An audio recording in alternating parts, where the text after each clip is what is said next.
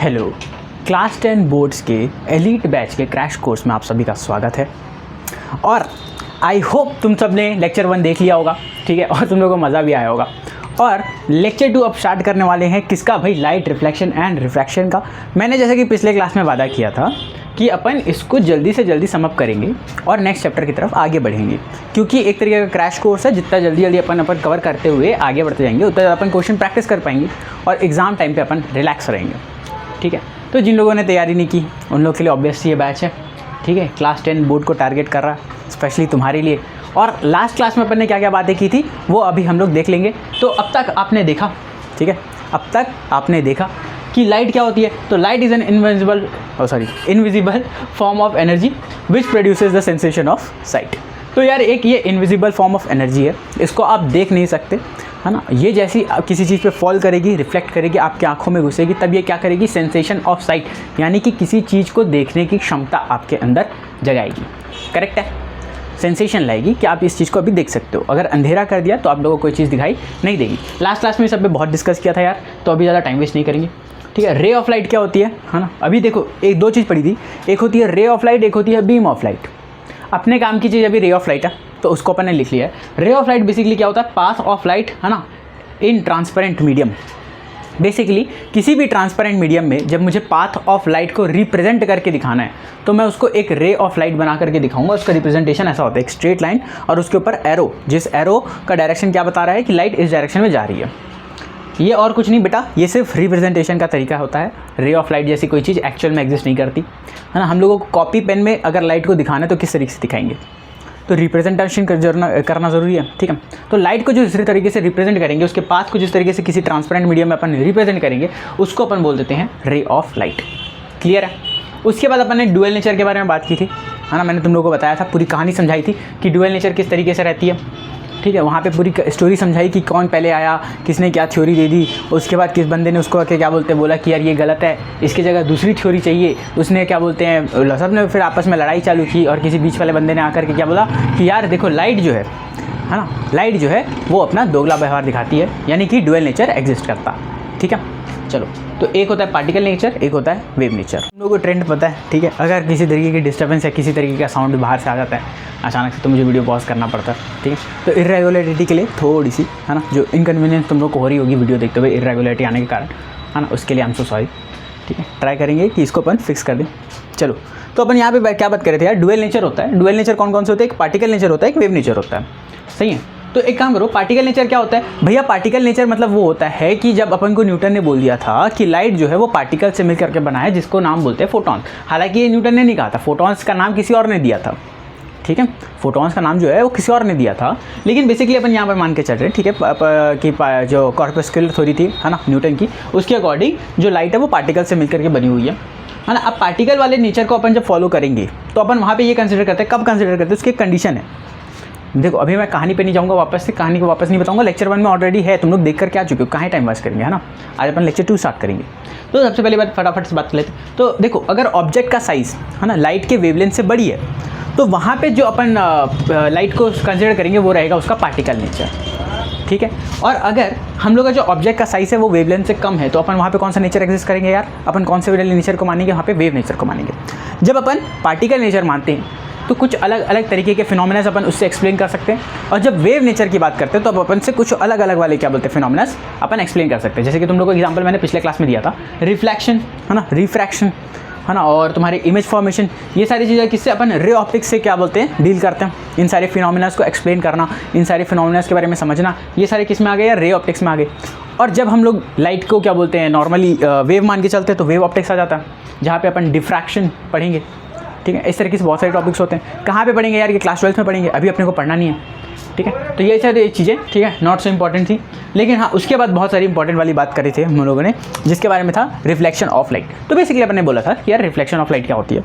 तो एक प्रोसेस है ना, बाउंस बैक ऑफ लाइट, है ना, after striking any plane. Basically मैंने तुम लोग को बॉल का एग्जाम्पल दिया था, जैसे कि तुम लोग क्रिकेट खेल रहे हो। क्रिकेट मतलब वो होता है ना, एक बच्चा होता है, ठीक है, जिसको ग्राउंड में कोई नहीं खिला रहा अपने साथ, और उस बच्चे को क्रिकेट खेलने का बड़ा शौक होता है।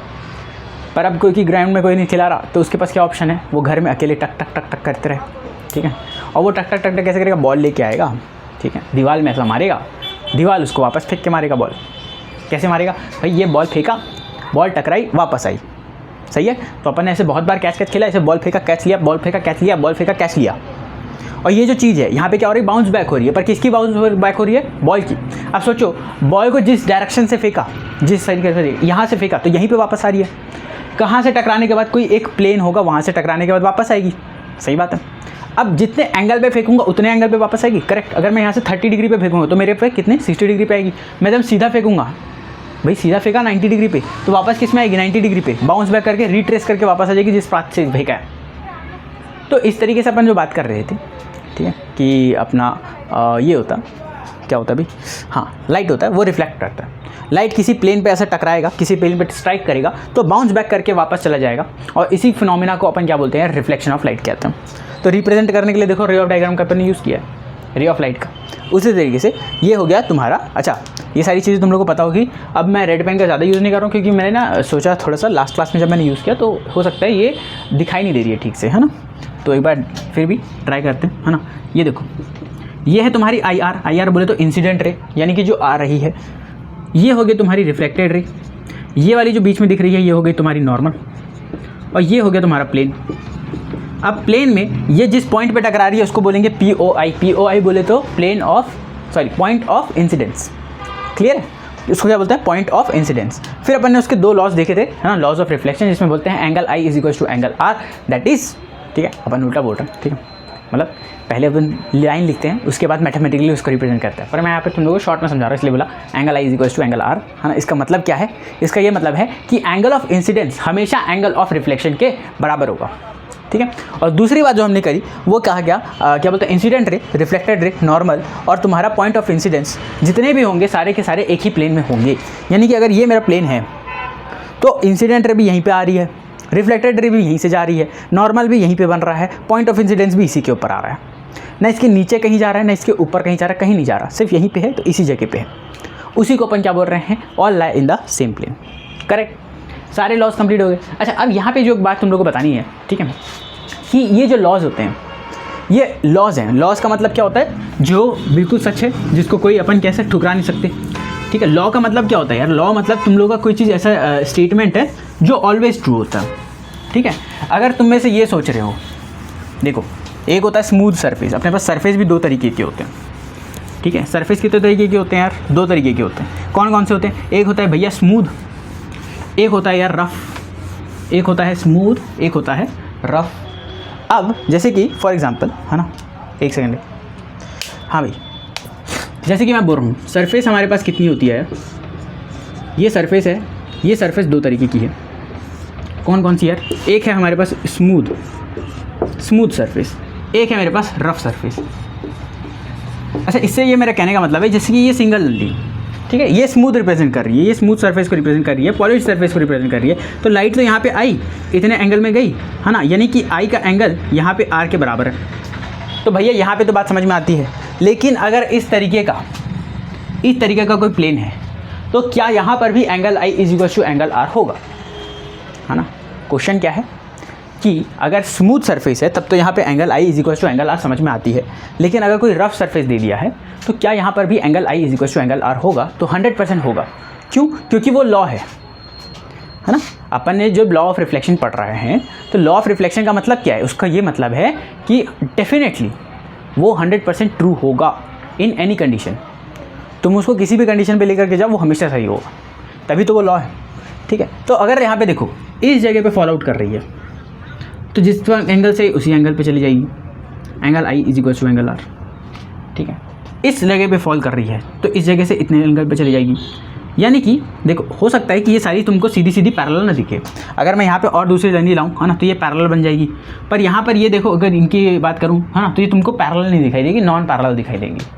बट फिर भी जब अपन लॉस की बात करें तो जिस पॉइंट पे टकरा रही है उससे अगर मैं 90 डिग्री खींचूंगा तो obviously angle I is equal to angle R पक्का आएगा, ठीक है। एक तो ये बात थी। दूसरी बात, अगर मैं नॉर्मल के इसमें, है ना, ये हमारा प्लेन है, नॉर्मल के इसमें मैं लाइट को भेजूँ, है ना, तो लाइट क्या करेगी यार, रिट्रेस करके वापस आ जाएगी। लाइट क्या करेगी, रिट्रेस करके वापस आ जाएगी, ठीक है। तो लाइट को मैंने किस एंगल पे भेजा है यार, है ना, लाइट को मैंने किस एंगल पे भेजा है। अब इसको रिप्रेजेंट करने का 2 तरीका हो सकता है। देखो बात समझो, ये मेरी IR है और ये मेरी RR है, ठीक है। मैं ये बता रहा था कि देखो क्वेश्चन वाले लोग क्या करेंगे, तुमको घुमाने की कोशिश करेंगे। एक वो दे सकता है एंगल फ्रॉम नॉर्मल, एक वो दे सकता है एंगल बिना नॉर्मल की, ठीक है। अगर एंगल बाय नॉर्मल बात करता हूँ, नॉर्मल से मेरा कितना एंगल बन रहा है एंगल I का, तो वो कितना निकल के आएगा यार, यहाँ पे 0 डिग्री निकल के आएगा। लेकिन मैं प्लेन से कितना एंगल बन रहा है लाइट का, यानी कि जो IR फॉल कर रही है वो प्लेन से कितने डिग्री पे है, तो वो 90 डिग्री पे है।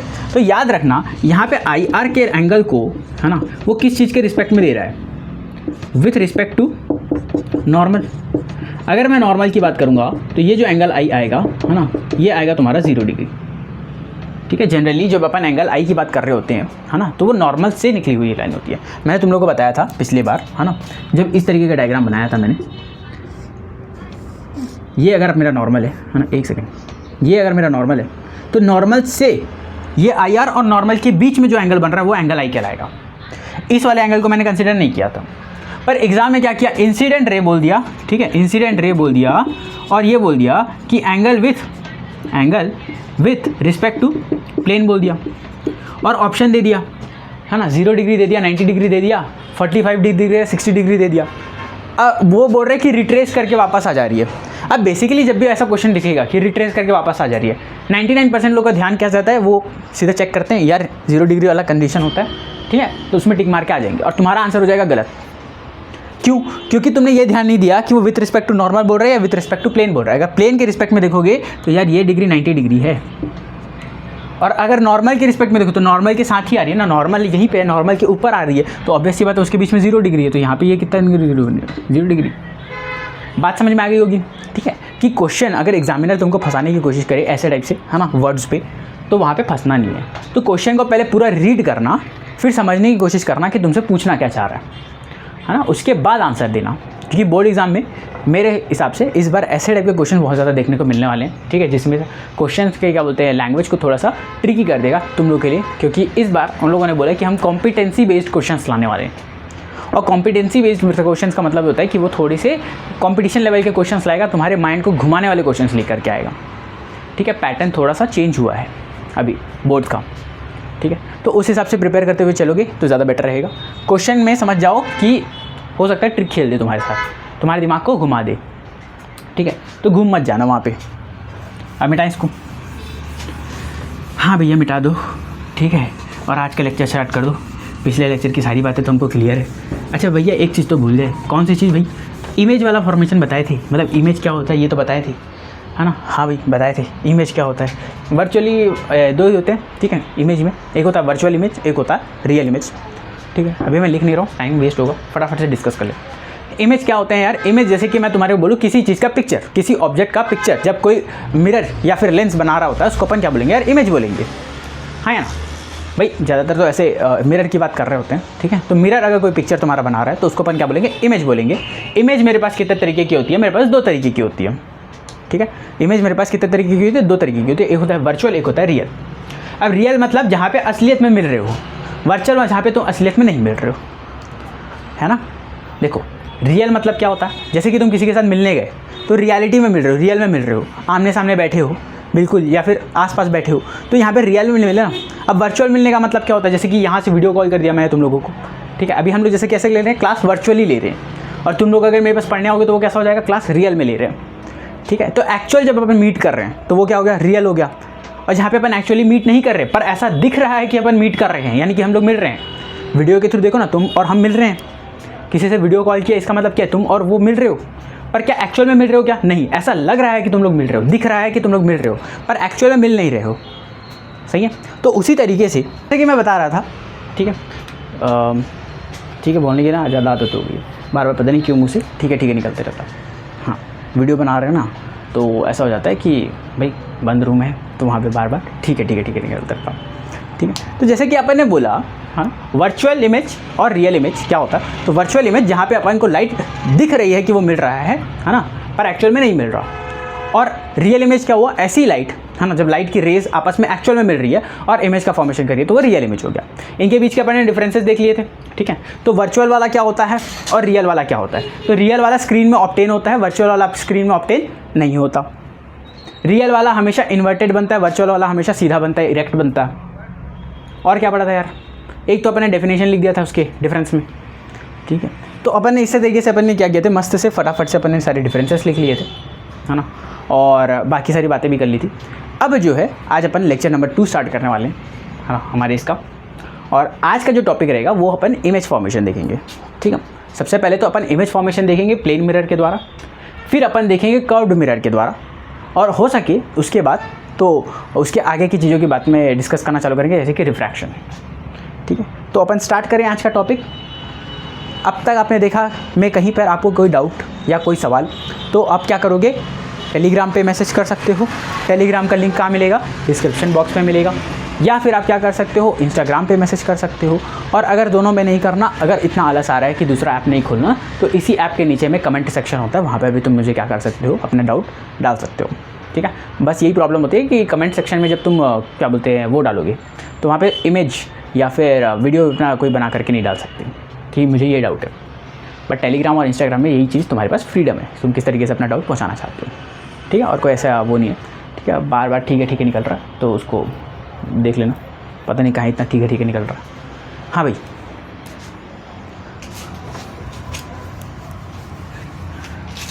तो आज देखिएगा कहानी शुरू करते हैं। और आज देखिए हम सबसे पहले देखेंगे image formation by plane mirror. क्या देखने वाले हैं यार, image formation by plane mirror. Image formation by plane mirror.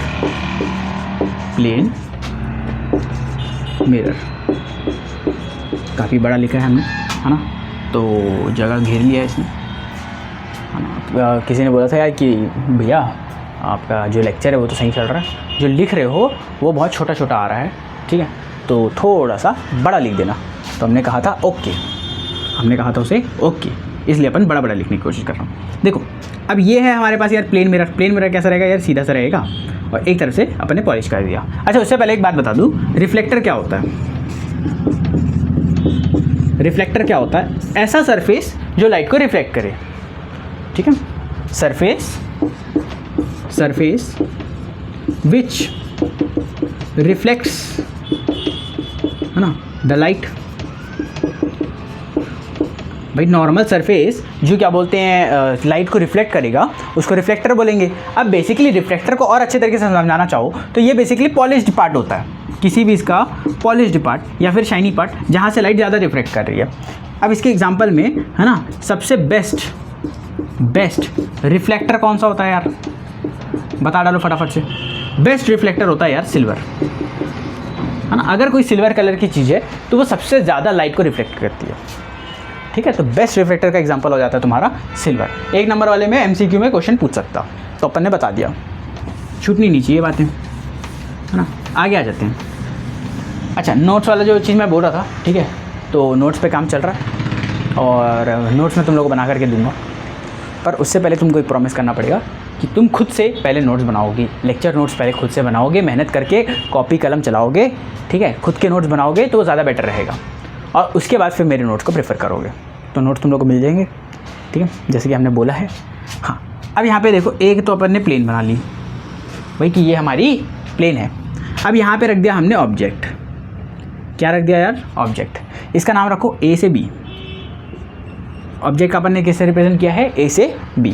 अब सोचो इंसिडेंट रे कहाँ से आ रही है यार, लेफ्ट से आ रही है, तो लेफ्ट से आ रही है तो ऑब्वियस सी बात है इस तरीके से आएगी, ठीक है। देखो हम लोग जब भी इंसिडेंट रे को कंसिडर करेंगे, अभी अपन देखेंगे साइन कन्वेंशन क्या होता है, ठीक है, किस तरीके से अपन इमेज फॉर्मेशन वाला साइन कन्वेंशन पढ़ेंगे। पर हाँ, जब मैं बात कर रहा हूँ इमेज फॉर्मेशन की, तो जब भी मैं ऑब्जेक्ट मानूंगा तो जिधर ऑब्जेक्ट रखा है उधर से लाइट आ रही है, जिधर ऑब्जेक्ट रखा है उधर से लाइट आ रही है। तो लाइट इधर से आई, इधर ऐसी सीधी, ठीक है। अब सीधी आई है तो किधर जाएगी ज़रा बताइए, है ना। ऑब्जेक्ट में भैया लाइट सीधी आ रही है तो लाइट किधर जाएगी, सीधा सवाल। भैया अगर लाइट सीधी जा रही है तो वापस टकरा करके वापस आ जाएगी। अगर मैं इस पॉइंट की बात करूँ तो ये तो 90 डिग्री हो गया ना, तो 90 डिग्री पे लाइट जैसे गई है वापस आ गई, या फिर 0 डिग्री बोल लो, ये 0 डिग्री हो गया तो इसी पे वापस आ गई। एक लाइट यहाँ से भैया इसकी तरफ जाएगी, इसकी तरफ। एक सेकंड ना, डायग्राम देखो, मस्त से बननी चाहिए। इस पॉइंट पे जाएगी, और ये जितने एंगल पे निकली है ना, एंगल कहाँ से, ये नॉर्मल मान के चलोगे तो ये एंगल जितनी आई होगी उतनी ही एंगल पे ये निकल जाएगी। ये हो गया एंगल आर। हाँ या ना, सारे के सारे बोलो हाँ या ना। भैया बात तो सही है, समझ में आ गई। अब देखो है ना, इसको और तरीके से देखो तो यहाँ पे एक्चुअल में तो कहीं पे हमारी रेज ऑफ लाइट के जो ये एक इधर जा रही है, इधर वापस आ जा रही है, एक इधर जा रही है, इधर जा रही है, तो ये यहाँ पे कहीं पे अपने को एक्चुअल में मीट करता हुआ दिखाई दे रहा है क्या लाइट? कहीं पर एक्चुअल मीट करता हुआ दिखाई दे रहा है क्या लाइट? नहीं दे रहा है। तो अपन क्या करें, थोड़ा एक्सटेंड करके देखते हैं। ये देखो, इसको एक्सटेंड कर दिया मिरर के पीछे साइड, और एक इसको एक्सटेंड कर दिया, तब अपन को यहाँ पे मिलता हुआ दिख लिया इस पॉइंट पे, हाँ या ना। अब इस पॉइंट पे मिला हुआ है और ऊपर की तरफ मिल रहा है, तो अपन यहाँ पे एक बार ड्रॉ कर लेते हैं ऐसा। क्या ड्रॉ कर लेते हैं? ऐसा। अब इमेज, ठीक है, हल्का सा ऐसा हो सकता है, ठीक है, कि रिप्रेजेंटेशन में थोड़ा सा दिक्कत दिख रहा हो तुम लोग को, मतलब ऐसा दिख रहा हो ये दूर का है, ये पास में मिल रहा है, पर हालांकि ऐसा नहीं होगा, सेम डिस्टेंस पे बनेगा, है ना। अब यहाँ पे हमने क्या विदाउट मेजरमेंट बना दिया है, तो ऐसा दिख रहा है, हो सकता है थोड़ा सा दूर बनेगा, चेक कर लें। एक सेकेंड, हाँ यहाँ कहीं बनना चाहिए, हाँ। अब देख लेना, क्योंकि एक्चुअल मेजरमेंट के अकॉर्डिंग नहीं है, तो यहाँ पे एकदम परफेक्ट डायग्राम नहीं बनेगा रे डायग्राम में ऐसे, लेकिन तुम लोग क्या करोगे, कॉपी में जब करोगे तो स्केल से मेजर कर करके करोगे, ठीक है। यहाँ पे ये बना A dash B dash, image को मैं दिखा रहा हूँ डैश डाल के, है ना। A डैश B डैश क्या है? इमेज है, और ये वाली जो है मेरी ओरिजिनल ऑब्जेक्ट है। तो ये हो गया भाई image formation by plane mirror, है ना। ये हमारा रखा हुआ है प्लेन मिरर। तो ये काफ़ी आसान सी चीज़ें हैं, है ना, जो तुमको एग्जाम में पूछेगी। पहला वो पूछेगा क्वेश्चन, देखो प्लेन मिरर पे कैसा आएगा, इमेज फॉर्मेशन के बारे में बात करेगा प्लेन मिरर की, तो पहला तो तुमको ये डायग्राम बनाना है, ठीक है। फिगर क्या लिखोगे भाई? Image formation by plane mirror. उसके बाद क्या करोगे, उसकी प्रॉपर्टीज़ के बारे में लिखोगे, है ना। अब हमारे प्लेन मिरर वाली जो प्रॉपर्टीज़ है वो 4 ठोक हैं, और बहुत आसान सी 4 ठोक हैं, ठीक। तो फटाफट से लिखो, चालू करो। 1 पॉइंट, 2 पॉइंट, 3 पॉइंट और भैया 4 पॉइंट, ठीक है। अब कौन कौन सी पॉइंट से बताओ फटाफट से, मैं जो जो ऑब्जर्व करूँगा वो तुमको बताते जाऊँगा, ध्यान देना। Object distance from the mirror and image distance from the mirror are same, यानी कि जितने दूरी पर मेरा ऑब्जेक्ट रखा होगा मिरर से, उतनी ही दूरी पे मेरा इमेज का फॉर्मेशन होगा। क्या यहाँ तक क्लियर है? पहला पॉइंट क्लियर है क्या? मैं यहाँ पे फटाक से लिख दूँ, है ना। पहला point, object distance is equal to image distance, यानी कि देखो अभी तुम लोग को मैं बता रहा हूँ, बार बार बता रहा हूँ, है ना, कि जब अपन डेफिनेशंस और पॉइंट्स की बात करेंगे तो वो जो तुम लोग को नोट्स में प्रोवाइड करूँगा, उस नोट्स में तुम लोग को परफेक्टली ये लिखा हुआ मिलाई देगा, ठीक है, कि किस तरीके से तुमको यार आंसर रिप्रेजेंट करना है, किस तरीके से नहीं करना है, वो सारी चीज़ें तुम लोग को दिखाई देगी। यहाँ पे जो अपन बात कर रहे हैं, यहाँ पे सिर्फ अपन क्या बात करेंगे, शॉर्ट में बात करेंगे, ठीक है, ताकि अपन फटाफट से कवर कर सकें। अब तुम लोग को बाहर की आवाज़ें सुनाई दे रही होंगी, ठीक है, गाने चल रहे हैं, 1 सेकेंड रोक देते हैं, है ना। तो यार ठीक है, तुम लोगों को पता होगा 2 फेस्टिवल इस बार एक साथ आ चुकी है। एक फेस्टिवल है हमारा इलेक्शन, दूसरा फेस्टिवल है हमारा दिवाली, और दोनों ही फेस्टिवल में बहुत ज़्यादा शोर होता है, ठीक है। तो अभी बाहर तुम लोगों को पता होगी बहुत सारे गाने वाने बज रहे हैं, है ना, प्रमोशन चल रहा है ज़ोरों तोरों से। और जैसे कि मैं बोलता हूँ, पिछले लेक्चर में भी बोला था, मतलब पिछले लेक्चर में क्या, इसके पहले एक और लेक्चर डाला था, मतलब क्लास 12 वालों के लिए। तो उस लेक्चर में मैंने बोला था कि देखो जब तक अपने को पैसा नहीं मिलता तब तक हम फ्री में प्रमोशन किसी का भी नहीं करेंगे, ठीक है। तो चलो आ जाओ। तो देखो object distance is equal to image distance, किसमें? प्लेन मिरर के लिए।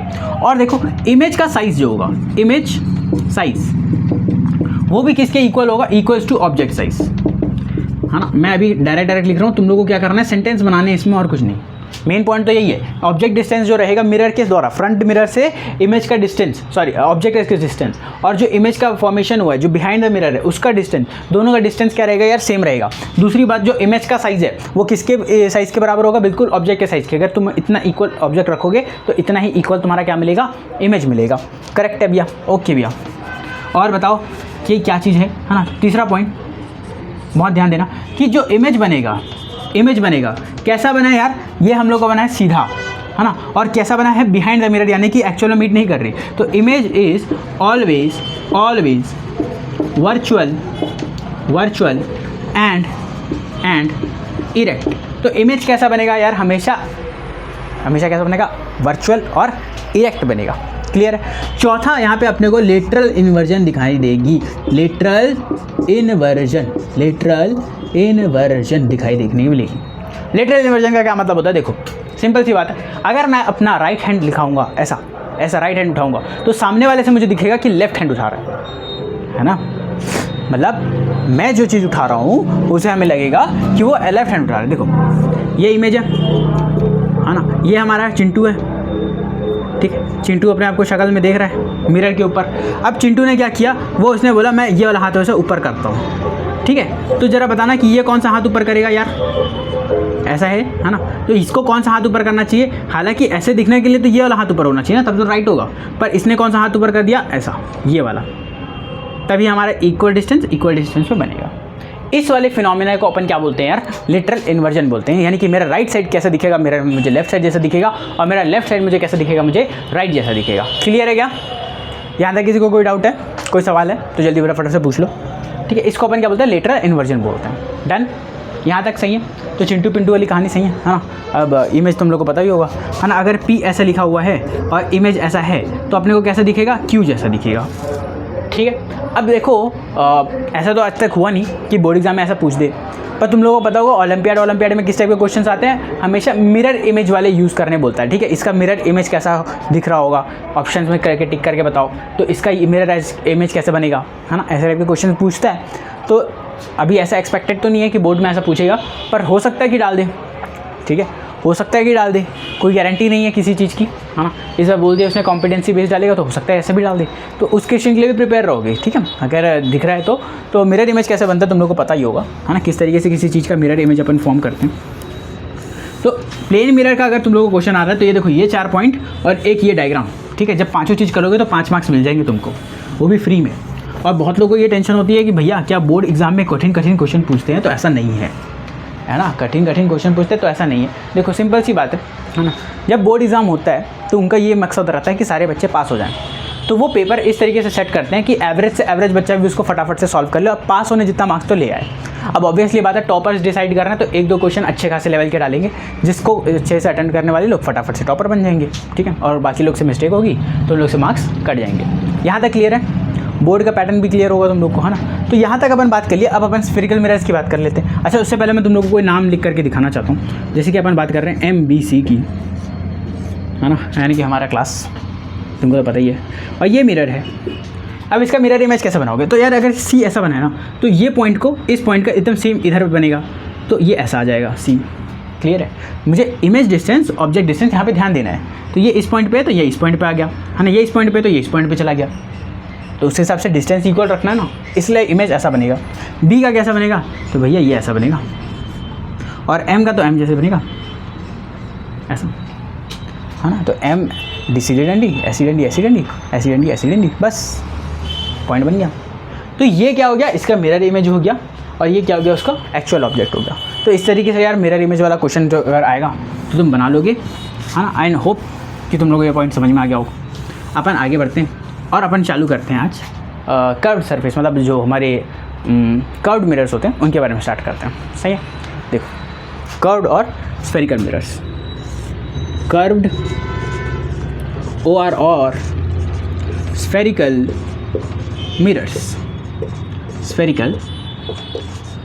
मिरर्स, ठीक है। बेसिकली कुछ नहीं, मिरर के अलग अलग टाइप होते हैं। एक प्लेन मिरर है, तो अब हम लोगों ने स्फेरिकल मिरर पढ़ना चालू कर दिया, है ना, उसके आगे अपन कुछ और पढ़ेंगे, है ना। तो अब देखो, जो हमारा स्फेरिकल मिरर है वो कितने टाइप के होंगे, 1 2, कितने तरीके के होंगे, 2। एक को बोलोगे कॉन्वेक्स मिरर, एक को बोलोगे कॉनकेव मिरर। यहाँ तक सारी पॉइंट क्लियर होंगी। भाई हमको 2 मिरर पढ़ने हैं, एक को बोल रहे हैं कॉन्वेक्स मिरर, एक को बोल रहे हैं कॉनकेव मिरर। अब डिफरेंस कैसे करेंगे भैया, देखो अगर एक, अच्छा पहले तो तुम लोग स्फेरिकल मिरर कैसे बनेगा वही समझा देते हैं। देखो अगर ये एक स्फीयर है, ठीक है, क्या सर्कल बनाया, ओए होए थोड़ा सा मिस्टेक हो गया, ठीक है, ऐसे। अगर हमारे पास ये एक स्फीयर है तो इसमें से एक पार्ट मैं काट लेता हूँ।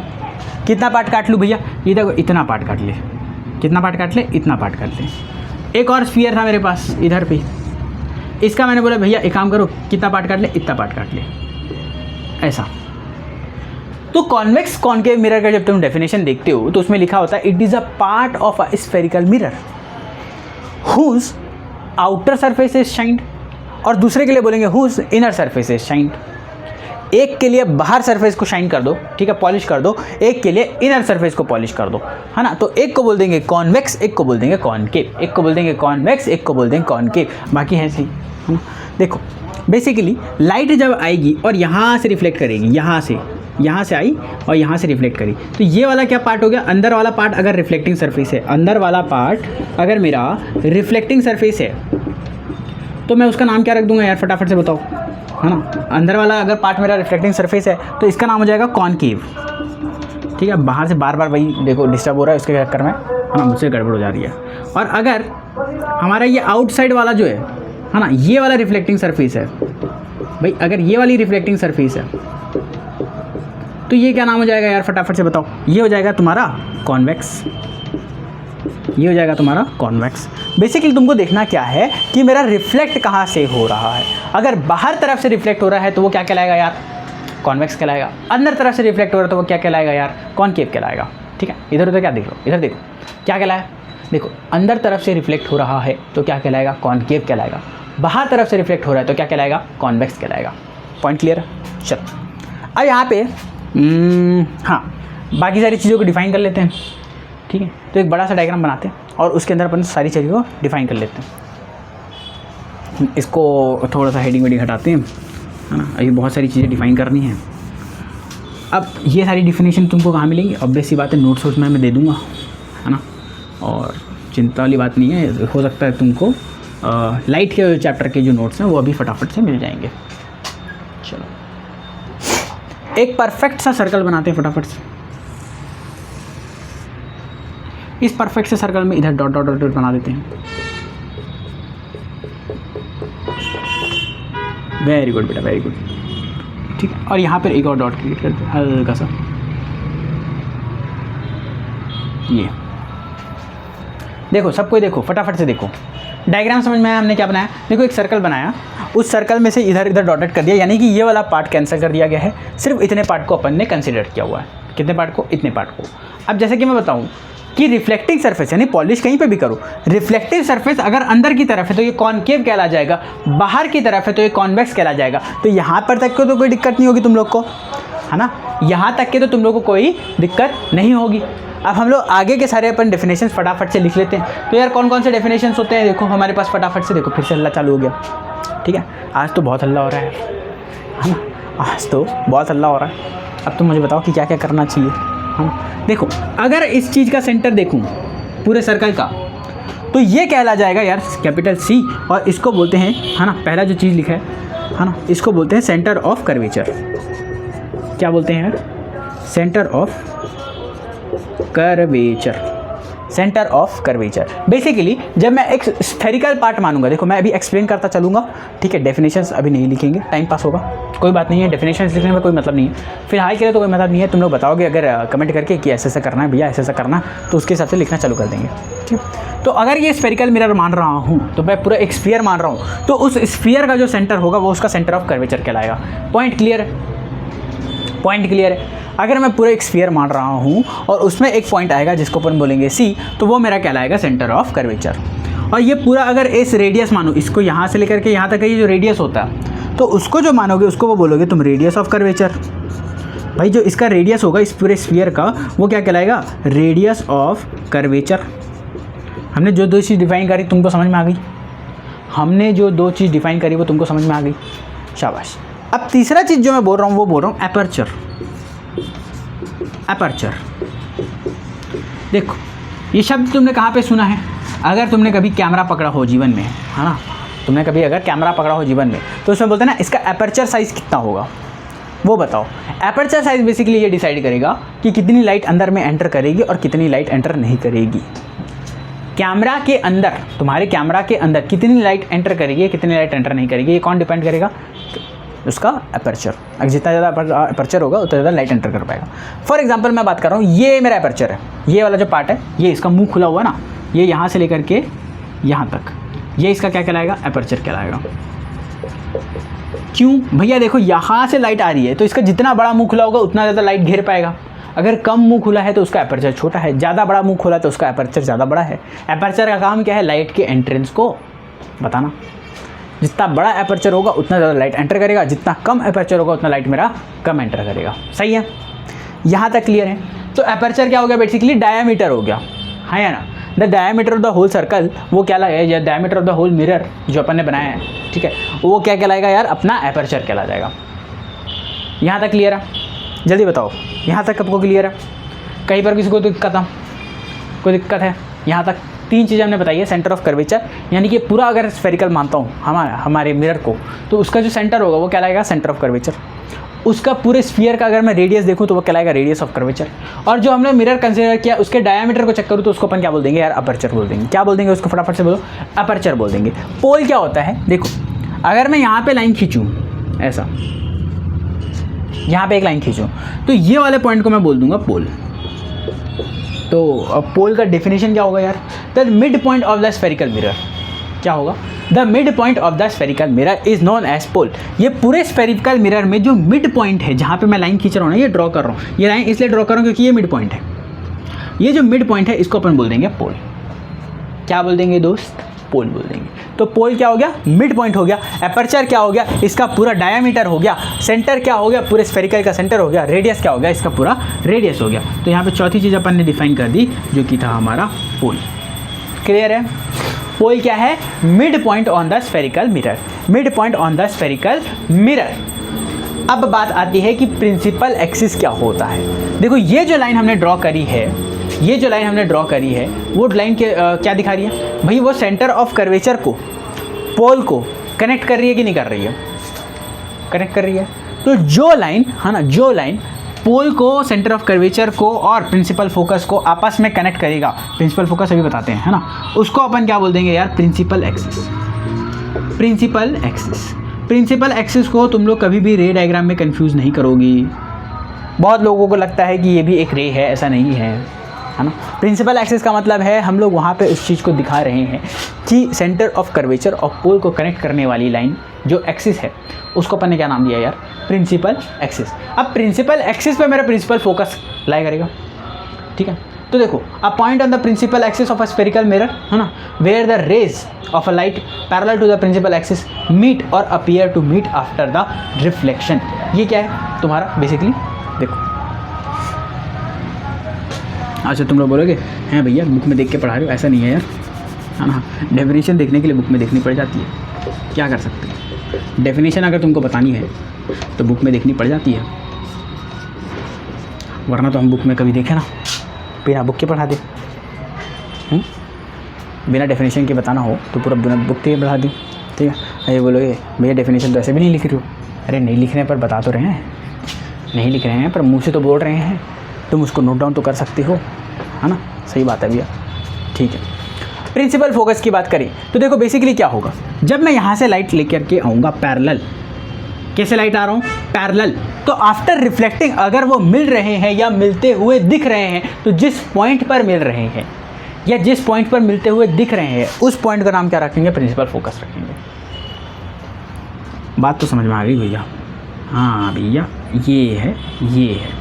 हमने बोला लाइट पैरेलल आई और मिली, इस जगह पे जाएगी, नीचे से लाइट पैरेलल आई और मिली, इस पॉइंट पे मिली, तो ये पॉइंट क्या कहलाएगा, मेरा प्रिंसिपल फोकस कहलाएगा। सही है भैया। बाहर से लाइट आई, इधर रिफ्लेक्ट कर गई, ओके। नीचे से लाइट आई, इधर रिफ्लेक्ट कर गई, ओके। इनको थोड़ा सा एक्सटेंड कर देते हैं पीछे की तरफ। जिस पॉइंट पे मिलते हुए दिख रही है उसको अपन क्या बोल देंगे, प्रिंसिपल फोकस बोल देंगे। जिस पॉइंट पर मिलते हुए अपीयर कर रही है उस पॉइंट को क्या बोल देंगे, प्रिंसिपल फोकस बोल देंगे। तो आई गेस प्रिंसिपल फोकस वाला पॉइंट भी क्लियर है भाई। प्रिंसिपल फोकस क्लियर है, सेंटर ऑफ कर्वेचर क्लियर है, रेडियस ऑफ कर्वेचर क्लियर है, अपर्चर क्लियर है, पोल क्लियर है। तो सारे क्लियर है, लिख दो कमेंट सेक्शन में। और अगर कोई क्लियर नहीं है तो भैया लिख दो ये वाली पॉइंट क्लियर नहीं हुई, फिर से एक्सप्लेन करो, तो हम बता देंगे तुमको, है ना। लिख नहीं रहे हैं, लिख नहीं रहे हैं, मैं बार बार बोल रहा हूँ, लिख नहीं रहे हैं।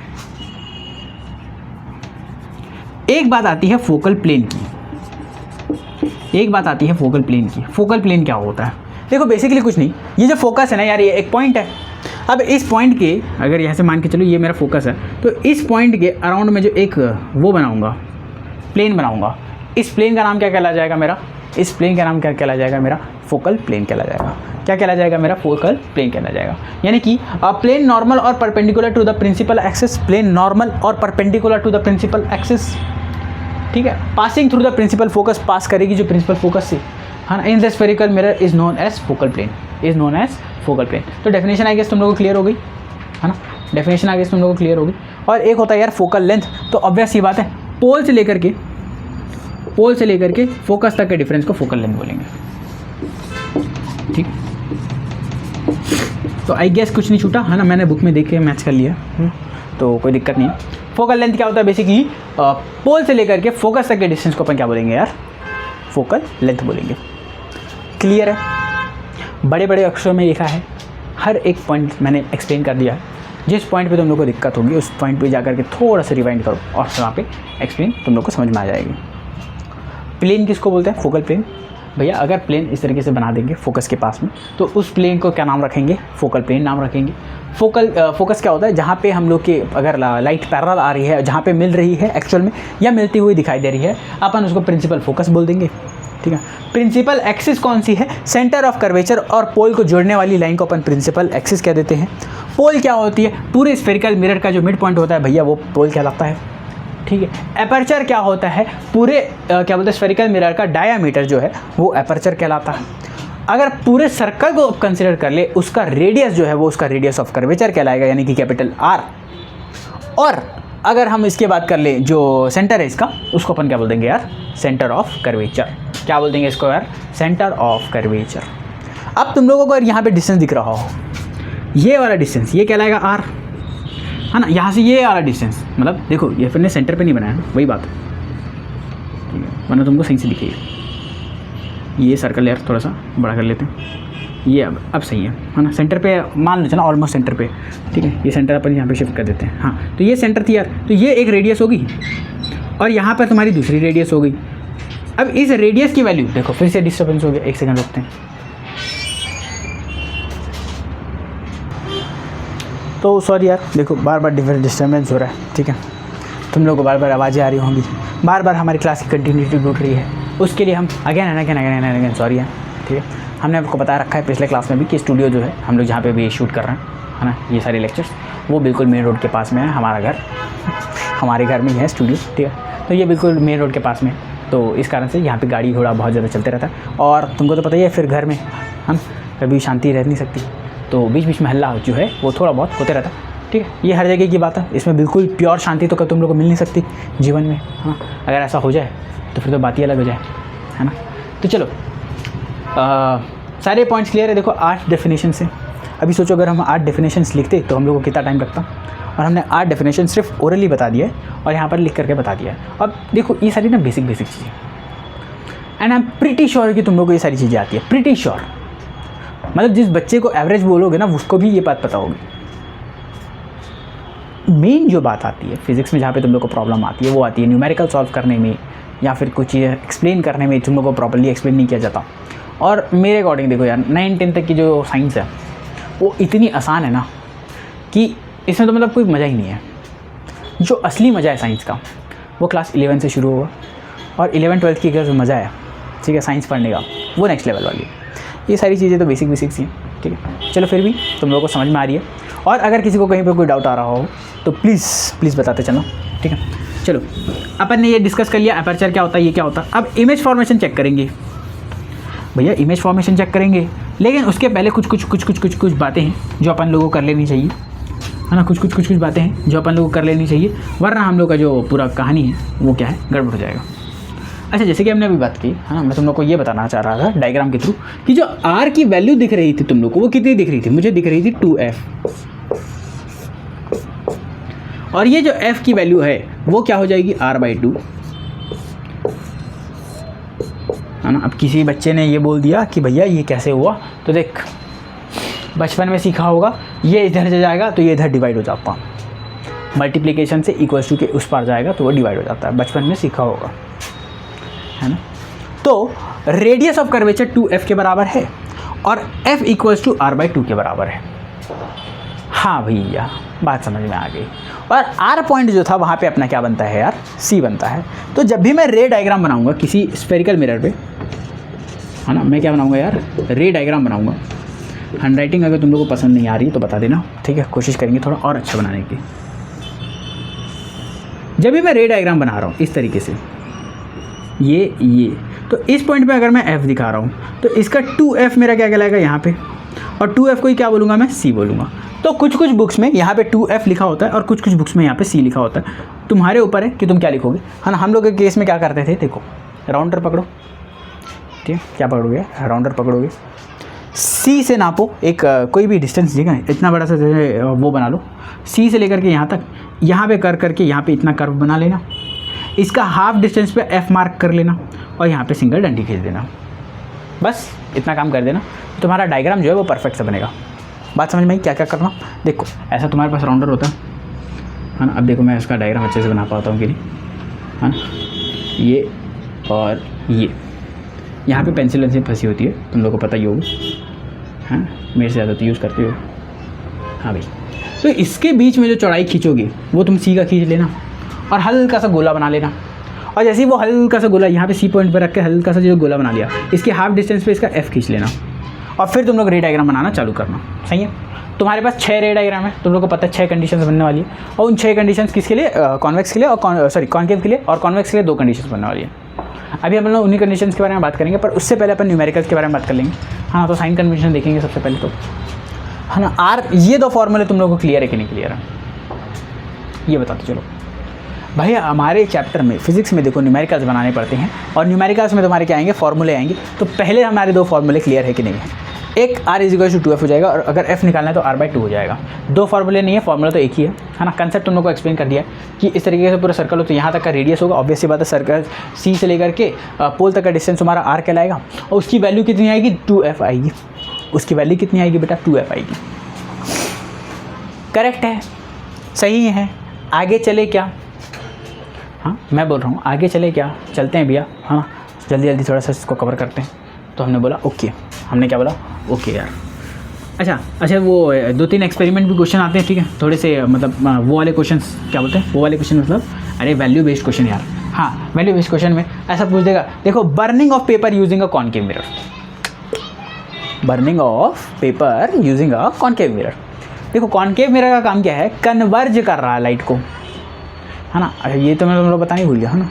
देखो कन्वर्जिंग मिरर कौन सा है, कॉनकेव। लाइट को क्या कर रहा है, कन्वर्ज कर रहा है। पैरेलल आ रही है, उसको एक पॉइंट पे कन्वर्ज करते जा रहा है। सही है भैया। और एक है कॉन्वेक्स, जो लाइट को फैला रहा है। क्या कर रहा है, फैला रहा है, डिस्पर्स कर रहा है। तो एक हो गई कन्वर्जिंग मिरर, एक हो गई डिस्पर्जिंग मिरर, एक हो गई कन्वर्जिंग मिरर, एक हो गई डिस्पर्जिंग मिरर। सही है, सही है। आगे चलो, ओके वेरी गुड। तो हाँ, मुझे बात करनी थी यार साइन कन्वेंशन की।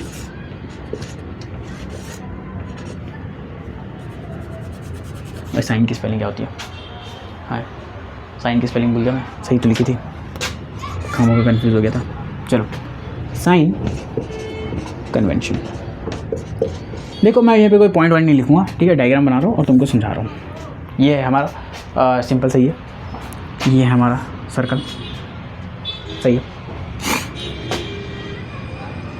चलो अब बात समझना, जिधर साइड मेरा ऑब्जेक्ट रखा है, जिधर साइड मेरा ऑब्जेक्ट रखा है उधर से मेरी इंसिडेंट रे निकल के आएगी। पॉइंट क्लियर है क्या? मेरा पहला पॉइंट सुनो, जिधर मेरा ऑब्जेक्ट रखा है उधर से मेरी इंसिडेंट रे आएगी और जिधर से मेरी इंसिडेंट रे आ रही है उस डायरेक्शन को मैं पॉजिटिव मानूंगा।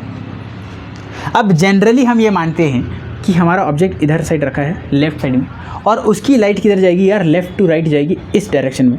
तो इस डायरेक्शन को अपन क्या मानते हैं, पॉजिटिव मानते हैं। इस डायरेक्शन में अगर लाइट है ना, लेफ़्ट टू राइट जा रही है ना, लाइट की डायरेक्शन में यहाँ पे पहले लिख दो, light LIGHT left to right जा रही है, तो इसको क्या मानोगे यार, पॉजिटिव मानोगे, है ना। लेकिन नोट करके लिख लो, नोट करके लिख लो, IR incident ray coming in the direction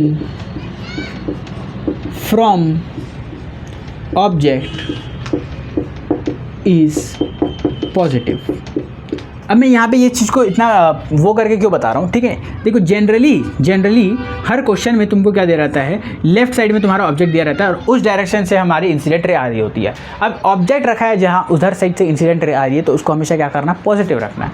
पर हाइपोथेटिकली मान लेते हैं कि ऑब्जेक्ट उन लोगों ने इस बार इधर रख दिया, क्वेश्चन में तुमको कन्फ्यूज करने के लिए ऑब्जेक्ट क्या कर दिया, दूसरे साइड रख दिया और दूसरे साइड रख दिया तो ऑब्वियस सी बात है इंसिडेंट रे इधर से आती हुई दिखाई देगी, है ना। कुछ देर के लिए इस चीज़ को हटा देते हैं, कुछ देर के लिए, ताकि कन्फ्यूजन मत हो। अगर मानो ये ऑब्जेक्ट है और इंसिडेंट रे ये है, तो अब तुम क्या करोगे, इस पूरे क्वेश्चन के लिए इधर से इधर यानी कि राइट टू लेफ्ट तुम क्या मानोगे, पॉजिटिव मानोगे।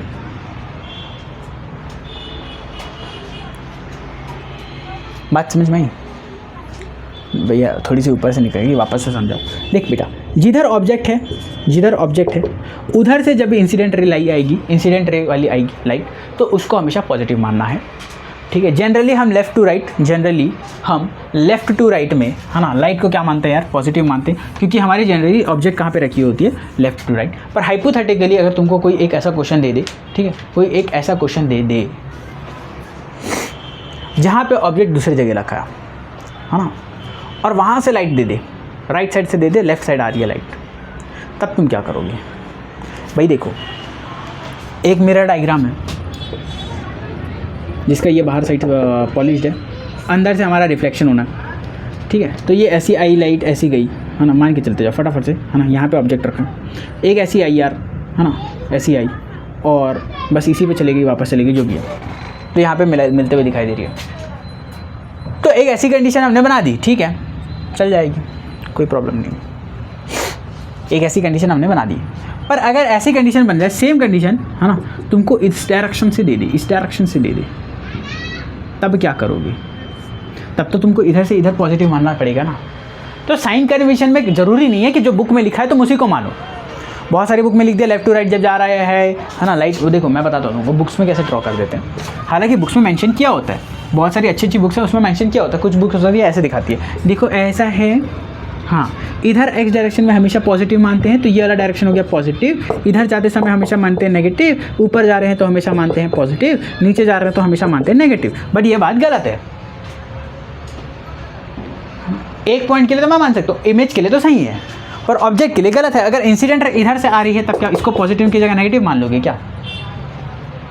तो हमेशा याद रखना, पॉजिटिव मैं लाइट की डायरेक्शन को तब लूँगा, इंसिडेंट रे के डायरेक्शन को तब लूँगा जब वो ऑब्जेक्ट से दिख रही है। मतलब इंसिडेंट रे कहाँ से आती है यार? इंसिडेंट रे का मतलब होता है जहाँ से मुझे देखना है चीज़ें, और वो कहाँ से आएगी? ऑब्जेक्ट, जहाँ पे ऑब्जेक्ट रखा है वहीं से तो इंसिडेंट रे आएगी, तभी तो रिफ्लेक्शन होगा, वरना रिफ्लेक्शन थोड़ी ना होगा। मान लो चलो ऑब्जेक्ट इधर है, इंसिडेंट रे इधर से आएगी, ऐसा तो हो ही नहीं सकता। ऑब्जेक्ट इधर है वहीं से इंसिडेंट रे आएगी, तो डायरेक्शन ऑफ इंसिडेंट रे जहाँ पे होगी उसको हम लोग पॉजिटिव लेंगे। बात क्लियर है क्या? जनरली ऐसा कंडीशन होता है कि हमेशा इधर से इधर ही जा रही होती है लाइट, तो हमेशा उसको पॉजिटिव मान लेते हैं, है ना। तो आई गेस यहाँ पे कोई प्रॉब्लम नहीं होगी, हाँ। फिर भी मैंने तुम लोग को एक्सेप्शंस बता दिए कि देखो ऐसा होगा, कभी क्वेश्चन दे दे तब क्या होगा, है ना। तो तुम देखो हमेशा क्या करना, जब भी क्वेश्चन देखो तो वहाँ पर देख लेना ऑब्जेक्ट इधर है। तो अगर यहाँ पे ऑब्जेक्ट है तो इस डायरेक्शन में जाएगी, तो मैं यहाँ पे लिख रहा हूँ direction of I R is considered positive, सही है। और अगर ये पॉजिटिव है तो इधर से इधर आने वाली लाइन कैसी होगी? नेगेटिव होगी, है ना। इधर से इधर अगर कोई लाइट आ रही है तो वो नेगेटिव होगी। और अगर हम लोग का इमेज यहाँ पे है, ऑब्जेक्ट इधर है, तो नीचे से ऊपर की तरफ बन रहा है, जब इधर से इधर इमेज बनेगा तो इमेज का पॉजिटिव डायरेक्शन कौन सा रहेगा? ऊपर की तरफ। और अगर नीचे की तरफ है तो वो कैसा कहलाएगा यार? नेगेटिव कहलाएगा।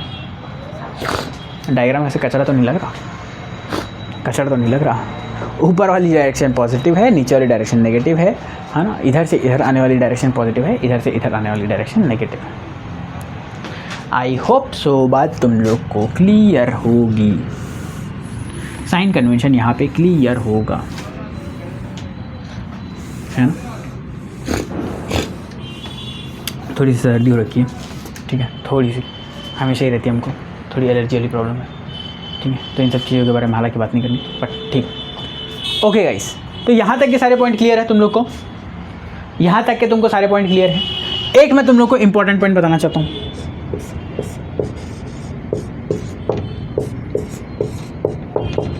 ये बहुत सारे टीचर यार देखो गायब कर देते पढ़ाते समय। प्लेन मिरर की, for plane mirror, plane mirror के लिए याद रखना पहली बात, रेडियस ऑफ कर्वेचर कितना होगा? इनफाइनाइट होगा। रेडियस ऑफ कर्वेचर क्या होगा मेरा? इनफाइनाइट होगा। ये जो सिंबल होता है ये इनफाइनाइट के लिए होता है।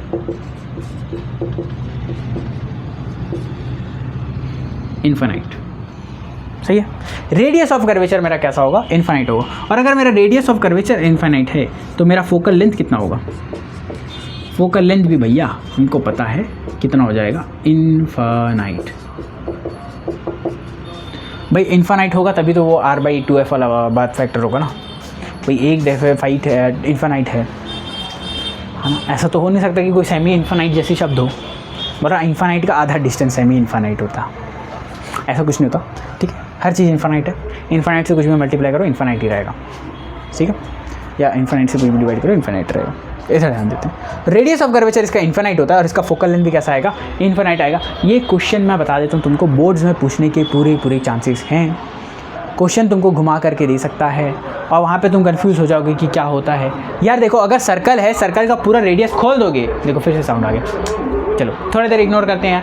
हाँ, अगर रेडियस है तो किस में होगा? सर्कल में होगा। लेकिन अगर पूरा प्लेन कर दोगे तो रेडियस तो गायब हो जाएगा ना। और अगर रेडियस गायब हो गया तो उसको तो इनफाइनाइट बोलोगे। सीधा हो गया तो रेडियस कहाँ हो गया? ऐसा तो नहीं है जीरो हो गया, वो इनफाइनाइट हो गया। ठीक है, बहुत लोग कन्फ्यूज होते हैं कि रेडियस जीरो है। हाँ, ऑप्शन में तुमको दे रखा होगा जीरो और दूसरा दे रखा होगा इनफाइनाइट। अब बहुत लोग कन्फ्यूज होकर के जीरो में टिक मार देते हैं जबकि इनफाइनाइट को ध्यान नहीं देते हैं। तो याद रखना, for plane mirror radius of curvature infinite है और फोकल लेंथ कैसी है तुम्हारी? इनफाइनाइट है। रेडियस ऑफ कर्वेचर कैसी है? इनफाइनाइट है। और तुम्हारा फोकल लेंथ कैसा है यार? इनफाइनाइट है। अब देखो यहाँ तक तो हमने पढ़ लिया। अब बिफोर स्टार्टिंग इमेज फॉर्मेशन कुछ क्वेश्चंस अपन प्रैक्टिस कर ले यार तो सही होगा। हाँ, कुछ क्वेश्चंस अपन प्रैक्टिस कर ले तो सही होगा। तो मैं तुमको कुछ क्वेश्चंस देना चाहता हूँ जो हमारे क्या बोलते हैं PYQs हैं, है ना। तो फिलहाल PYQs के मैं तुमको क्वेश्चंस लिखवा दूँ और इस क्वेश्चन को तुम लोग नोट करो। इंपॉर्टेंट क्वेश्चन की बात कर रहा हूँ। अभी तक का जितना अपन ने पढ़ा है, अभी तक का हमने जितना पढ़ा है उसके ऊपर मैं इंपॉर्टेंट क्वेश्चंस तुमको अभी प्रोवाइड कर दूँ। इनके आंसर्स अपन आराम से डिस्कस करेंगे। क्वेश्चंस तुम लिखते चलो, है ना। मैं लिखाते चलता हूँ। एक काम करता हूँ, मैं वीडियो पॉज करके एक बार इंपॉर्टेंट क्वेश्चंस यहाँ पे नोट कर देता हूँ, जिसके आंसर तुम क्या करोगे फटाफट से कॉपी में नोट कर लेना, ठीक है। और ये सारे क्वेश्चंस और बाकी सारे क्वेश्चन जो इंपॉर्टेंट होंगे इस चैप्टर से पूरे कम्प्लीटली, जो भी इंपॉर्टेंट क्वेश्चंस आते हैं जो जनरली रिपीट होते हैं या जनरली पूछ सकते हैं, जो मुझे लग रहा है कि यार अभी पूछने वाला है या जो मुझे लग रहा है कि अच्छे तरीके से क्वेश्चन है, तो ये सारी क्वेश्चन प्रैक्टिस के लिए अपन एक सेपरेट लेक्चर लेंगे। यस, अपन सेपरेट लेक्चर लेंगे और उसके अंदर अपन आंसर डिस्कस करेंगे कि किस तरीके से आंसर लिखना है ना। पहले तो मैं वो एक्सप्लेन करूँगा कि पूरा आंसर राइटिंग कैसे करनी है, और आंसर राइटिंग के बाद मैं तुमको एक्सप्लेन करूँगा कि कौन कौन से क्वेश्चन है उसके आंसर्स क्या होंगे, ठीक है। अब वो होगा, ऐसा मैं हर बार नहीं होगा कि मैं अच्छे तरीके से आंसर लिख करके दिखाऊं। एक या दो बार तुमको आंसर लिख के दिखा दूंगा, उसके बाद मैं तुम लोग को क्वेश्चन एक्सप्लेन करना चालू कर दूंगा कि इस तरीके से इसका आंसर होगा, इस तरीके से इसका आंसर होगा, ठीक है। तो उसके लिए एक सेपरेट लेक्चर आएगा जो कि इस लेक्चर को खत्म होने के बाद आएगा। इस लेक्चर का मतलब तुम्हारा ये जो लाइट वाला चैप्टर है वो उसके खत्म होने के बाद आएगा, ठीक है। अभी हम यहाँ पर हैं तो ये सारी चीज़ें हैं। मैं तुमको इंपॉर्टेंट क्वेश्चन फटाफट से यहाँ पर लिख के दे देता हूँ और ये जैसे क्वेश्चन तुम लोग नोट कर लोगे कॉपी में, इनके आंसर्स तुमको क्या करना है, घर पे अभी सॉल्व करने हैं। बैठ करके खुद से आंसर्स लिखो, इसके आंसर्स तुम अच्छे तरीके से लिखने का ट्राई करो और इसकी जितनी प्रैक्टिस करोगे उतना ज़्यादा अच्छा होगा, ठीक है। ये सारे सब्जेक्टिव क्वेश्चन होने वाले, न्यूमेरिकल क्वेश्चन नहीं होंगे। न्यूमेरिकल क्वेश्चन अभी अपन सॉल्व करेंगे, ओके।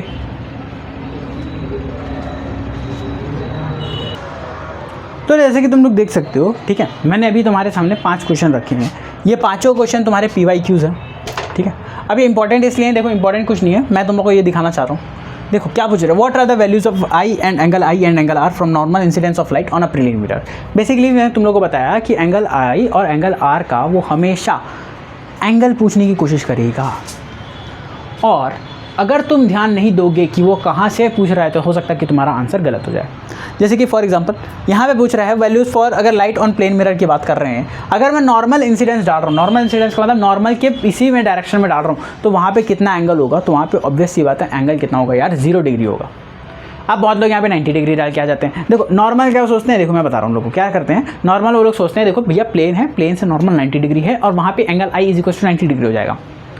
और मैंने कितनी बार बताया है कि अरे पगले, एंगल आई जो है नॉर्मल से यहाँ पे इंसिडेंट रे और नॉर्मल के बीच का एंगल है, ना कि प्लेन और इंसिडेंट रे की। तो अगर वो पूछ रहा है एंगल आई और एंगल आर का नॉर्मल इंसिडेंस बताओ, यानी कि नॉर्मल पे ही लाइन आ रही है, तो एंगल आई और एंगल आर का एंगल कितना हो जाएगा, 0 डिग्री हो जाएगा। सही है भैया, समझ में आ गई। Nature of image by plane mirror पूछ रहा है, भाई सोचो इतने आसान क्वेश्चन आते हैं बोर्ड्स में, खामोखा का तुमको टेंशन हो जाता है कि भैया बोर्ड के एग्ज़ाम क्या टफ आते हैं, भैया क्या क्वेश्चन बहुत ज़्यादा टफ आते हैं। तो टफ यार देखो, टफ तो ऐसा कुछ होता नहीं है, टफ तो ऐसा कुछ होता नहीं है। या तो हो सकता है कि तुमको क्वेश्चन समझ नहीं आ रही है जिस टाइम पे तुम सॉल्व कर रहे हो उसको, और दूसरी हो सकती है कि तुमने पढ़ाई ठीक से करी नहीं है। बाकी टफ तो कुछ होता नहीं है, समझ गए, शाबाश। Nature of image by plane mirror पूछ रहा है, तो ऑब्वियस सी बात है वर्चुअल एंड डायरेक्ट लिखेंगे। Difference between real and virtual image बोल रहा है, तो मैंने तुमको 4-5 पॉइंट बताए हुए हैं, ठीक है, वही सारे पॉइंट्स लिखने हैं तुम लोग को।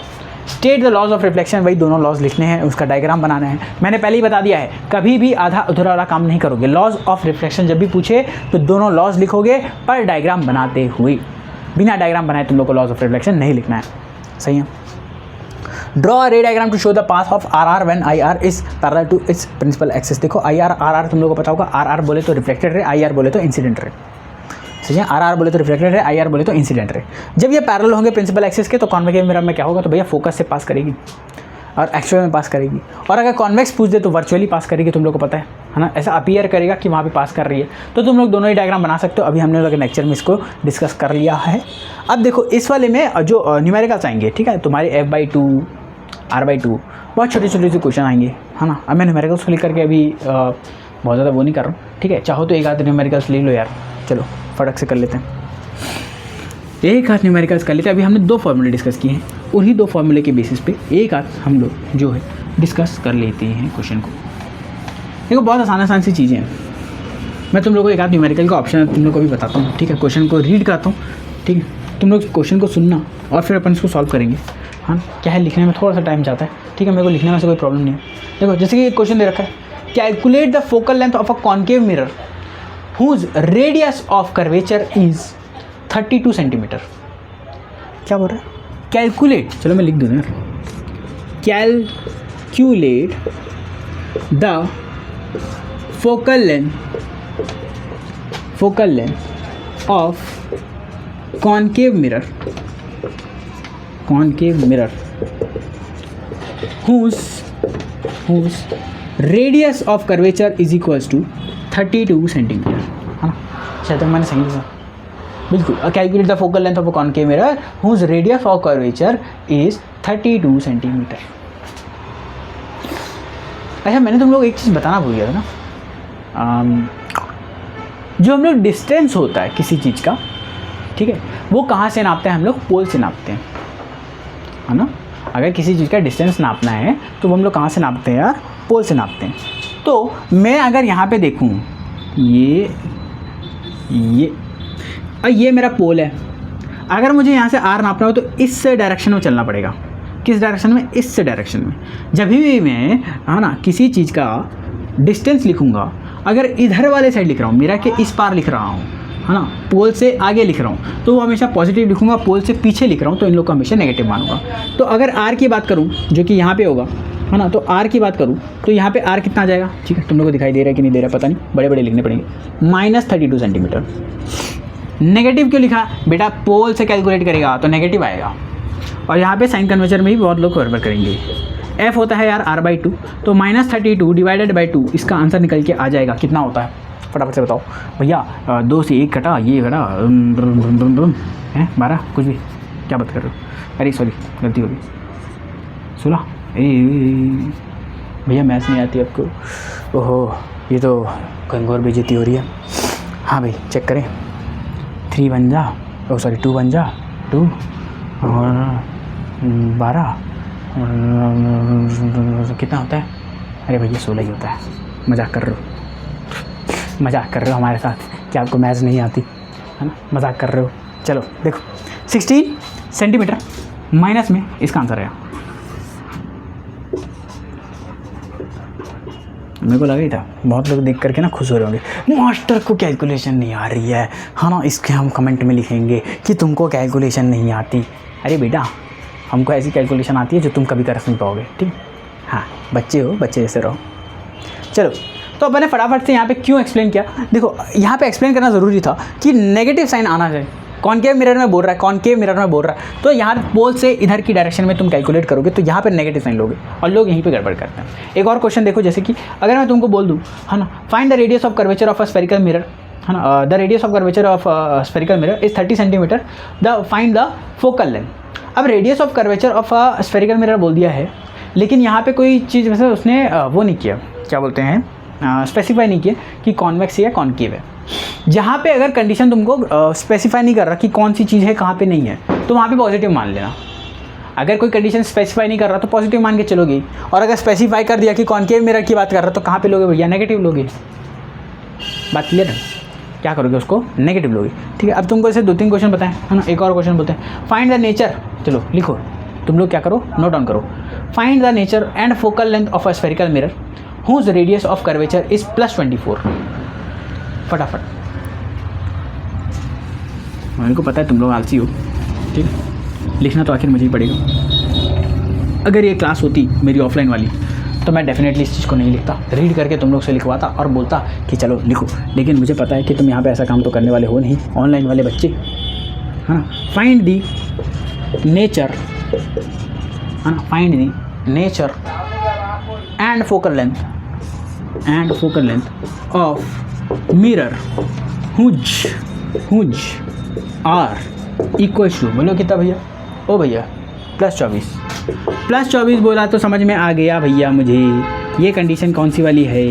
ये कंडीशन कौन सी वाली है? कॉन्वेक्स मिरर वाली है। कॉन्वेक्स मिरर वाली बात करते हैं, यहाँ पर कहीं पर आर एग्जिस्ट कर रहा होगा जिसका होगा +24। एफ ऑब्वियस सी बात है, इसका कितना हो जाएगा यार? 12 हो जाएगा, ख़त्म। F is equals to R/2, that will be equals to 12 centimetre, वो भी पॉजिटिव में। नेचर की बात करोगे, नेचर की बात करोगे तो बताओ कौन सा होगा?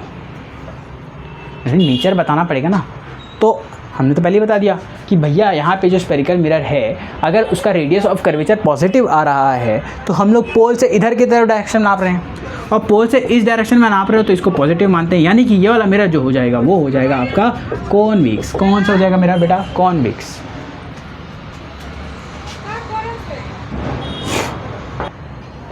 ठीक है यार, तो यहाँ तक का आई गेस तुम लोगों को सब चीज़ क्लियर हो रहा होगा।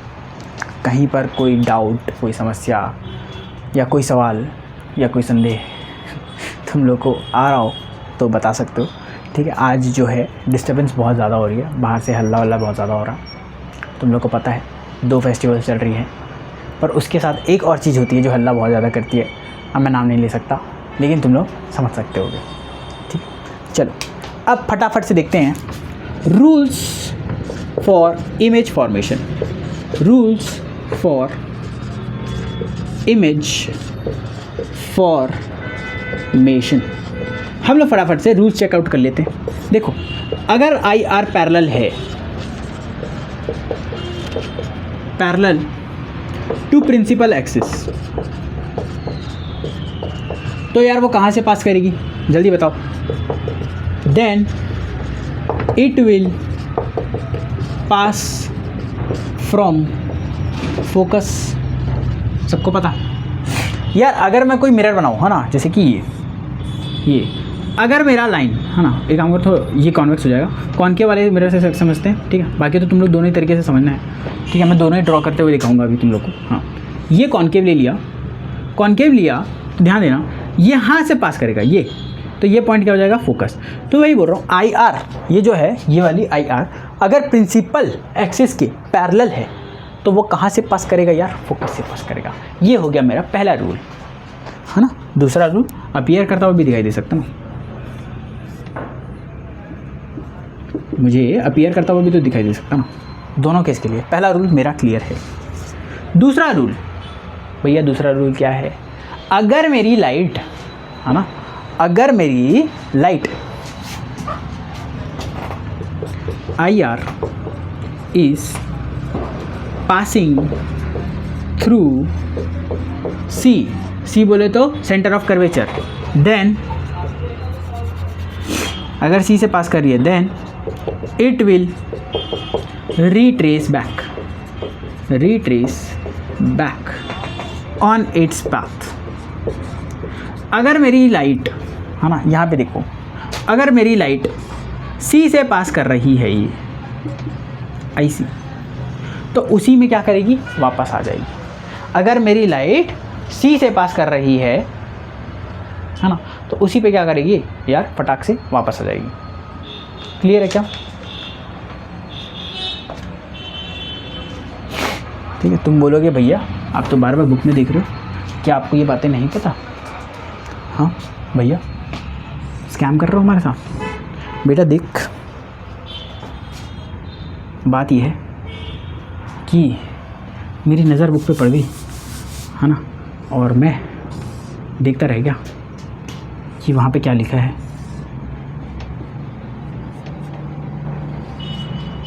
चलो क्या है, बुक मैंने अभी यहाँ पे खोल कर रखी है, सही से बता। देखो मैं कभी झूठ बोलता नहीं, ठीक है, मेरी ऑनेस्ट ओपिनियन रहती है हर चीज़ पे, है ना। कोई भी अगर आदमी तुमको बुक बंद करके पढ़ा रहा है तो 100% श्योर मत रहना कि वो सही पढ़ा रहा है, ठीक है। देखो बुक या नोट से प्रेफरेंस लिया जाता है। प्रेफरेंस मतलब हम लोग को उसको समझा रहे हैं तो हो सकता है बीच बीच में हम लोग को थोड़ा सा चेक करना पड़े कि अपन कोई टॉपिक भूल तो नहीं रहे, या कोई टॉपिक अपने से मिस आउट तो नहीं हो रहा, कोई पॉइंट अपने से मिस आउट तो नहीं हो रहा। उसके लिए कभी कभी अपने को प्रेफरेंस और इसके लिए है ना बीच बीच में चेकआउट करते रहना पड़ता है। तो इस कारण से बहुत सारे लोग है ना, देखो मेरे को पता है बहुत सारे लोगों का क्या रहता है, अगर आदमी बुक में देख रहा है मतलब उसको नहीं आता, ठीक। बहुत सारे लोग का ऐसा रहता है, मुझे पता है। अब तुम लोगों ने मेरी बहुत सारे लेक्चर्स देखे होंगे जहाँ पे मैं बिल्कुल भी बुक में नहीं देखता, मैं बिना देखे भी पढ़ा सकता हूँ, मुझे कोई प्रॉब्लम नहीं है। पर वही बात है कि अगर हमसे कोई पॉइंट मिस हो गया तो वो तुम्हारे लिए नुकसान हो जाएगा, और हम नहीं चाहते कि तुम्हारे लिए कोई पॉइंट मिस आउट हो, है ना। तो मैं बीच बीच में चेक कर लेता हूँ कि कहीं पर कोई पॉइंट ऐसा मिस आउट तो नहीं हो रहा, ठीक है। बाकी तो तुम लोग जानते ही हो, है ना, भाई तुम्हारा इतना इंटेलिजेंट है, सारे क्लासेस पढ़ा रहा है। चलो यहाँ पे बात करते हैं, अगर मेरी कोई लाइन C के थ्रू पास हो रही है तो उसमें रिट्रेस बैक करेगी, है ना। मेरी लाइन ये C है, ये F है। अगर किसी तरीके से मान के चलो पीछे है ऑब्जेक्ट की, तो लाइट यहाँ से गई और इसी पे वापस आ जाएगी, लाइट यहाँ से गई और उसी पे वापस आ जाएगी, ठीक है। एक लाइट तो ऐसे सीधा बनाऊंगी, है ना, तो वो तो C से निकल रही है, तो मुझे C वाली नहीं दिखानी फिलहाल, मैं बता रहा हूँ, मतलब F से वापस आएगी। C से अगर कोई लाइन गई है तो उसी लाइट पे वापस आ जाएगी। C से कोई मेरी लाइन जा रही है, हालांकि ये सीधी नहीं होगी, है ना। C से मेरी कोई लाइन जा रही है तो उसी लाइन पे वापस आ जाएगी। C से मेरी कोई लाइन जा रही है तो उसी लाइन पे मेरी बात वापस आ जाएगी। क्लियर है क्या पॉइंट? क्लियर है क्या पॉइंट? पॉइंट क्लियर है क्या? अब तीसरे पॉइंट लिखने के लिए मुझे ना ये डायग्राम्स मिटाने पड़ेंगे, तो फटाफट से यार तुम लोग क्या करो, फ़ोटो वोटो खींच लो, है ना। मैं स्क्रीन से हट जाता हूँ, तुम लोग फटाफट क्या कर लो, फ़ोटो वोटो खींच लो। इस चीज़ का दिखने के लिए तो दिख रही है, IR parallel to principal axis, then it will pass from focus, IR passing through the C, then it will retrace back on its path. Clear है? अब मैं आगे के पॉइंट्स के लिए, है ना, थोड़ा सा जगह क्लियर करूँ, तो इन दोनों पॉइंट्स को मैं क्या करता हूँ, इरेज कर रहा हूँ। हालांकि कहीं पे नीचे में लिख सकते हैं भैया, लेकिन क्या है, नीचे में लिखने के बाद हो सकता है तुम लोग को दिखाई ना दे या ऐसा कोई कुछ हो जाए, है ना, तो उसकी जगह पर ऊपर ऊपर ही लिख लेते हैं, है ना, ज़्यादा बेटर रहेगा। चल दोस्त अब देख, अच्छा एक पॉइंट जो है वही बात है ना, ये जो रूल है ना, पहले बताना था पर जो मेरे दिमाग में आया पहले मैंने वो बता दिया, समझे पगले, है ना। ये लो। अब बहुत सारे टीचर का हो सकता है तुम सोचो, तो वो क्या करते हैं यार, उनके पास मस्त स्मार्ट बोर्ड होता है, और स्मार्ट बोर्ड होता है उसमें पहले से उन लोगों ने बहुत सारी चीज़ें नोट डाउन कर ली रहती है, और अगर नोट डाउन कर ली रहती है तो हमेशा जैसे वो स्लाइड शेयर करते हैं, स्क्रीन शेयर करते हैं, चेंज करते हैं, तो उनको याद आ जाता है कि मुझे अभी ये वाला टॉपिक समझाना है, तो उनको देखने की ज़रूरत नहीं पड़ती है ना।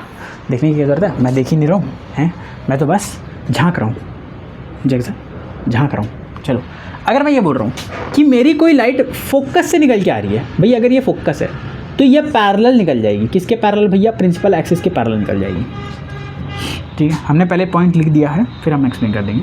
अगर मेरी लाइट प्रिंसिपल फोकस से पास हो रही है तो वो पैरेलल निकल जाएगी। बात क्लियर है क्या? इफ़ IR इज़ फॉलिंग, है ना, सॉरी, इज़ पासिंग, भैया अच्छे से लिख लो, is passing from F, then it will become और it will go parallel to principal axis. Clear है भैया? बहुत क्लियर है। चौथा पॉइंट है ना, चौथा पॉइंट हमारे इसका लास्ट पॉइंट, हमने जो रूल पढ़ा था वो वाला रूल। अगर किसी एंगल पे टकरा रही है, अगर किसी एंगल पे टकरा रही है तो उसी एंगल पे लाइट वापस आएगी। If I R is falling eight an angle I, then it will return on the same angle. It will return on the same angle. चलो, यहाँ तक क्लियर होगा सबको पॉइंट? यहाँ तक के पॉइंट में किसी को कोई दिक्कत है, कोई सवाल है तो जल्दी जल्दी पूछ डालो। यहाँ तक की दिक्कत है कहीं पे किसी को कोई सवाल है तो पूछ डालो। यहाँ तक की कोई दिक्कत है किसी को कोई सवाल है तो पूछ डालो। मैं 1 सेकंड के लिए तुम्हारी स्क्रीन से हट जाता हूँ और तुम सारे पॉइंट देख सकते हो। ठीक है, सारे पॉइंट देख सकते हो। कहीं पर कोई तुमको दिक्कत है तो बताओ फटाफट से, कहीं पर कोई दिक्कत है तो बताओ फटाफट से, और अगर नहीं है तो अपन आगे बढ़ते हैं। आई गेस तुम लोग को यहाँ पर कोई दिक्कत नहीं होगी। ठीक है, बहुत बढ़िया बेटा, बहुत बढ़िया। अब हम लोग आराम से, है ना, फटाफट से image formation of concave mirrors और कॉन्वेक्स मिरर अपन फटाफट से चेकआउट करेंगे और इस वीडियो लेक्चर को आज ही के आज ख़त्म कर देंगे। देखो, आई नो, ठीक है, बहुत सारे लोग बोलेंगे भैया कि हम थोड़े से स्लो चल रहे हैं। हाँ, क्या कर रहे हो, इतना स्लो चलेंगे तब तो हमारा जो सिलेबस है हो सकता है वो कवर ही ना हो पाए, है ना। देखो, हो सकता है आप लोगों में से बहुत सारे लोगों को लगे हम लोग बहुत ज़्यादा स्लो चल रहे हैं, पर आई गेस इतना स्पीड जो है वो सही है। और अगर किसी को दिक्कत है, मतलब देखो ऐसा नहीं है ना कि दिक्कत है तो छोड़ दो, ऐसा नहीं है। मैं ये बोल रहा हूँ, देखो अगर किसी को दिक्कत लग रही है कि भैया देखो आप जो स्पीड नहीं बढ़ा रहे हो, तो यार देखो अभी स्टार्टिंग है, हम थोड़ा सा पेसिंग स्लो रख सकते हैं और धीरे से पेसिंग को बढ़ा सकते हैं, है ना। धीरे से अपन क्या कर सकते हैं, पेसिंग को बढ़ा सकते हैं। तो स्टार्टिंग में थोड़ा सा पेसिंग स्लो रखने से फ़ायदा ये होता है कि बहुत सारे लोग जो हैं, है ना, जिन लोगों को बहुत सारी चीज़ें समझ नहीं आई होती है, वो लोग भी थोड़े से पढ़ना चालू कर देते हैं। जैसे कि देखो, अगर मैं तुमको बोलूँ एक दिन में 16 घंटे पढ़ो, तुम्हारे लिए पॉसिबल नहीं है, लेकिन मैं बोलूँगा एक दिन में पहले बेटा स्टार्ट कर 1 घंटे पढ़ने से, और उसके बाद दूसरे दिन 2 घंटे पढ़ लेना, तीसरे दिन ट्राई करना कि तू 3 घंटे तक पढ़ ले, उसके चौथे दिन ट्राई करना कि 4 घंटे तक पढ़ ले। तो धीरे धीरे जैसे तेरी पढ़ने की आदत बढ़ती जाएगी, उस तरीके से तेरी क्या बोलते हैं, सिटिंग हैबिट बढ़ती जाएगी। अब देख, मैं बता रहा हूँ, बाहर बहुत गाने बज रहे हैं यार, इतने गाने कि पूछो मत। ठीक है, तो 1 घंटा 2 घंटा 3 घंटा 4 घंटा इस तरीके से तेरी धीरे धीरे सिटिंग कैपेसिटी बढ़ेगी। उस तरीके से तो अपन तेरी क्लास की लेंथ भी बढ़ाएंगे और उस तरीके से क्या करेंगे, तेरी पढ़ाई जो है उसको और इम्प्रूव करेंगे। 1 सेकंड के लिए रोक देते हैं वीडियो को। देखो अपन ने क्या किया, है ना, जब तक बाहर प्रमोशन चल रहा है तब तक हमने थोड़ा सा आगे की बातें लिख ली, है ना, आगे की कहानी लिख ली हल्की सी। मतलब ये टेबल तुम लोग को प्रिपेयर करनी है। Image formation bye concave mirror की बात कर रहे हैं, image formation bye concave mirror की बात कर रहे हैं, तो एक पूरा ऐसा टेबल तुम लोग ऐसा ड्रॉ करो। ठीक है, एक तरफ लिखो सीरियल नंबर, एक तरफ लिखो ऑब्जेक्ट का पोजीशन, एक तरफ लिखो इमेज का फॉर्मेशन, एक तरफ लिखो इमेज का नेचर और उसका साइज, और एक तरफ लिखो उसका रे डायग्राम। अब मैं बता दूँ तुमको, ये जो टेबल है, ठीक है, ये जो टेबल है ये तुम्हारे लिए इतना इंपॉर्टेंट है कि पूछो मत। कैसे इंपॉर्टेंट है भैया, मुझे ज़रा एक्सप्लेन कर रहा हूँ। देखो बेटा, एक ऐसा है कि इसमें से कोई भी एक कंडीशन, हम अगर अभी 6 कंडीशन लिखेंगे, उसमें से कोई भी एक कंडीशन तुम्हारे एग्ज़ाम में आएगा और हो सकता है वो 3 से 5 नंबर के बीच में आए, या तो 3 नंबर के लिए आएगा या 5 नंबर के लिए आएगा। यानी कि 6 अगर पॉसिबिलिटीज़ पढ़ने वाले हैं तो 6 में से कोई ना कोई एक पॉसिबिलिटी गारंटी है कि तुमको 5 या 3 नंबर के क्वेश्चन में देखने को मिलेगा। तो ये वाला टेबल इतना इम्पॉर्टेंट है कि इसको पढ़ करके जाना बिल्कुल कंपलसरी है। अब देखो ऐसा है कि हम अलग तरीके से लिख सकते हैं, लेकिन हमको अगर शॉर्ट करना हो तो हम उसको शॉर्ट तरीके से लिखेंगे तो ज़्यादा अच्छा रहेगा। शॉर्ट तरीके से अपने को पढ़ाई में ईजी जाती है। ऑब्जेक्ट का डिस्टेंस बेटा है इन्फिनिटी पे, एक सेकेंड यार, हाँ, इन्फिनिटी पे। ऑब्जेक्ट का डिस्टेंस कहाँ पे है, इन्फिनिटी पे। तो इमेज कहाँ पे बनेगी यार, फोकस पे बनेगी। इमेज कहाँ बनेगी यार, फोकस पे बनेगी। पहले ध्यान देना इसका रे डायग्राम कैसे बनेगा। ये है, ये मेरा कॉन्केव मिरर है, इन्फिनिटी मतलब मुझे ऑब्जेक्ट से रे ऐसे लाते हुए दिखाई देनी चाहिए, है ना, नीचे से भी ऐसी रे ऑफ लाइट दिखाने देनी चाहिए। इसका जो इमेज बनेगा वो इस तरीके से बनेगा, और इस पॉइंट पे मेरा होगा F और इस पॉइंट पे होगा मेरा C। तो ये पॉइंट कहाँ पे बन रहा है, यहाँ पे अगर इमेज होगा तो इस पॉइंट साइज़ का इमेज बनेगा, और पॉइंट साइज़ का इमेज कहाँ पे बनता हुआ मुझे दिखाई दे रहा है, फोकस पे जानते हैं। ऑब्जेक्ट का पोजीशन क्या है, इन्फिनिटी। ऑब्जेक्ट का पोजीशन क्या है, इन्फिनिटी। इन्फिनिटी से लाइट निकल के आ रही है इनसे, है ना। तो इमेज का पोजीशन क्या बना मेरा यार, फोकस। इमेज का पोजीशन मेरा क्या बना, फोकस। इमेज कैसा दिखेगा भाई, देखो अगर कॉनकेव मिरर है तो भैया ये हमेशा बनता है रियल एंड इन्वर्टेड। साइज़ कैसा होगा यार इसका, डिमिनिश्ड,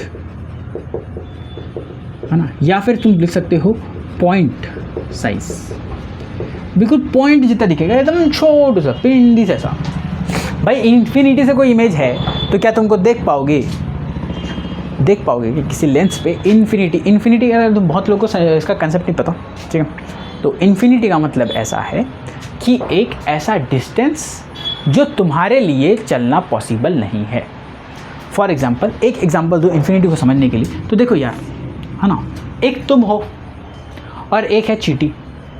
एक तुम हो और एक है चींटी। मैं अगर तुमको बोलना चालू करूं कि एक काम कर यार, यहाँ से लेकर के तू रायपुर तक चला जा, पैदल जा, ठीक है, गाड़ी में मत जा, ठीक है, पैदल जा, चलो गाड़ी भी ले लो, जो भी है। तो तुम्हारे लिए यहाँ से रायपुर तक का डिस्टेंस, रायपुर बोल रहा हूँ यहाँ पे, हाँ बाकी लोग अपने अपने हिसाब से देख सकते हैं, है ना। मैं इस वक्त छत्तीसगढ़ में रह रहा हूँ तो इस हिसाब से मैं बता रहा हूँ, जिस जगह पे तुम हो वहाँ से रायपुर तक का, रायपुर यहाँ पे क्या है, कैपिटल है छत्तीसगढ़ की, हाँ। तो रायपुर तक का अगर तुम डिस्टेंस चेक कर रहे हो तो हो सकता है वो तुम्हारे लिए पॉसिबल है। या मैं बोलूँ कि यहाँ से मैं दिल्ली तक की बात कर रहा हूँ, जिस जगह पे मैं हूँ वहाँ से मैं चाहता हूँ कि मैं दिल्ली पहुँच जाऊँ, तो क्या वो मेरे लिए डिस्टेंस पॉसिबल है, हाँ या ना। वो डिस्टेंस मेरे लिए पॉसिबल है, तो वो डिस्टेंस जब मेरे लिए पॉसिबल है तो मैं वहाँ पे पहुँच सकता हूँ। लेकिन एक छोटी सी चींटी जो चम छोटी वाली होती है, बड़ी वाली भी नहीं, बहुत छोटी वाली जो चींटी होती है, मैं उसको बोलूँ कि यहाँ से चलते हुए दिल्ली तक पहुँचना है, तो तुमको क्या लगता है कि वो अपने लाइफ टाइम में, पूरे अपने लाइफ स्पैन में क्या वो उस पोजीशन से लेकर के दिल्ली तक पहुँच पाएगा? अगर वो 4-5 हज़ार किलोमीटर या 6,000 किलोमीटर का डिस्टेंस उसको ट्रैवल करने बोल दो उस छोटे से चींटी को, तो क्या वो अपने लाइफ टाइम में 6,000 किलोमीटर तक चल पाएगा? तुम्हारे लिए वो पॉसिबल है, तुम किसी न किसी मीन्स ऑफ ट्रांसपोर्ट से वहाँ तक पहुँच जाओगे, लेकिन क्या वो चींटी के लिए पॉसिबल है कि वो वहाँ तक पहुँच पाएगा चलते हुए? क्या वो वहाँ तक पहुँच पाएगा चलते हुए? नहीं। तो वो डिस्टेंस उसके लिए क्या हो गया, इन्फिनिटी हो गया। उस चींटी के लिए वो क्या हो गया, इन्फिनिटी हो गया। तो बेसिकली इन्फिनिटी क्या है, एक रिलेटिव टर्म है ना, और हम उस चीज़ को इन्फिनिटी बोलेंगे जहाँ तक हम पहुँच नहीं सकते। बात समझ में आ गई? Very good. तो इन्फिनिटी से डिस्टेंस से इमेज आ रही है, लाइट आ रही है। मान के चलो कि दूसरे किसी प्लैनेट से, हाँ ना, नेपट्यून प्लैनेट से लाइट निकल के आ रही है। नेपट्यून हमारा ऑब्जेक्ट हो गया, नेपट्यून प्लैनेट से लाइट निकल के आ रही है और हम यहाँ पे लेंस पे उसको देख रहे हैं, तो उसका इमेज बनेगा बेटा फोकस पे, और वो इतना छोटा बनेगा कि तुमको दिखाई भी ना दे। तो उसको क्या बोलोगे यार, पॉइंट साइज़ इमेज बनेंगे। उसका नेचर कैसा होगा यार, रियल और इन्वर्टेड होगा। रियल मतलब यहाँ पे हमको जो रेस है वो एक्चुअल में मीट करते हुए दिखाई दे रही है, रेस जो है वो हमको एक्चुअल में मीट करते हुए दिखाई दे रही है, हाँ। और यहाँ पे जो इमेज बनेगा वो उल्टी बनेगी, क्योंकि अगर रियल इमेज है तो हमेशा इमेज कैसे बनाता है यार, इन्वर्टेड बनाता है। क्या मुझे 3 पॉइंट क्लियर हैं? तुमको बेसिकली क्या बोलेगा, है ना, ऑब्जेक्ट कहाँ पे रखा है वो ये दे देगा। तुमको पूछेगा 3 चीज़, पहला मुझे बताओगे, है ना, पहला मुझे बताओगे इसका रे डायग्राम बना करके। दूसरा मुझे बताओगे कि इसका इमेज कहाँ पे बन रहा है। तीसरा वो पूछेगा इमेज का साइज़ क्या होने वाला है। चौथा वो पूछेगा इमेज का नेचर क्या होने वाला है। 5 नंबर के लिए ये सवाल बहुत बार पूछता है। तो यार प्लीज़ इस चीज़ को छोड़ करके मत जाना, वरना तुम्हारे जो मार्क्स हैं वो कट जाएंगे। अब इन्फिनिटी से थोड़ा आगे आते हैं, थोड़ा आगे बोले तो बियॉन्ड सी आ जाते हैं। कहाँ पे आ जाते हैं दोस्त, बियॉन्ड सी के थोड़े से पीछे में रखा है ऑब्जेक्ट, तो वो कहाँ पे मिलेगा? ठीक है भाई, केस है, बनाते हैं। ये वाली चीज़ भैया हमारी एफ है, ये वाली चीज़ हमारी सी है, ऑब्जेक्ट हमारी यहाँ पे रखी हुई है इस साइज़ की। तो यहाँ से एक लाइट तो जाएगी ऐसे, इंसिडेंट रे कहाँ से टकराई है भैया, पैरेलल गई है तो फोकस से पास करेगी, हमने नियम में पढ़ रखा है। ठीक है, मुझे लग रहा है इसको फोकस बनाना पड़ेगा और इसको सी बनाना पड़ेगा यहाँ पे। ठीक है, तो देख लेना, हाँ। अब हमारा डायग्राम जो है कैलकुलेशन के अकॉर्डिंग नहीं है, तुमको पता है। तो अगर मैं मानूँ कि यहाँ से इंसिडेंट रे आ रही है पैरेलल टू प्रिंसिपल एक्सिस, तो कहाँ से पास करेगी यार, प्रिंसिपल फोकस से। और कोई पॉइंट अगर हमारी सी से निकल जाए, तो उसी जगह पे वापस आ जाती है ना, उसी जगह पे वापस आ जाती है। दोनों रूल्स हमने अभी पढ़े हैं। तो यहाँ पे एक इमेज का फॉर्मेशन हुआ इस जगह पे, बिल्कुल बीचों बीच हमारा एक इमेज का फॉर्मेशन हुआ, तो इसको क्या लिखोगे, है ना, बियॉन्ड सी है तो बिटवीन एफ एंड सी बनेगा। इमेज का नेचर देखो, अगर ये ए बी है और ये ए डैश बी डैश है तो उल्टा बनाना, तो ये हो गया भैया रियल एंड इन्वर्टेड। साइज़ कैसा होगा भैया, ये बड़ा है ये उससे छोटा दिख रहा है तो साइज़ होगा डिमिनिश्ड। साइज़ कैसा होगा यार, डिमिनिश्ड। क्लियर है क्या, जल्दी जल्दी बोल लो, क्लियर है क्या भैया, यहाँ तक तो बात क्लियर है। इसके आगे वाला केस बता दो, ठीक है। तो ये वाला मैं तुम लोगों को केस अभी नोट डाउन करने के लिए दे रहा हूँ, ठीक है, नोट डाउन करो, फिर अपन मिटा करके आगे की केस वो करते हैं।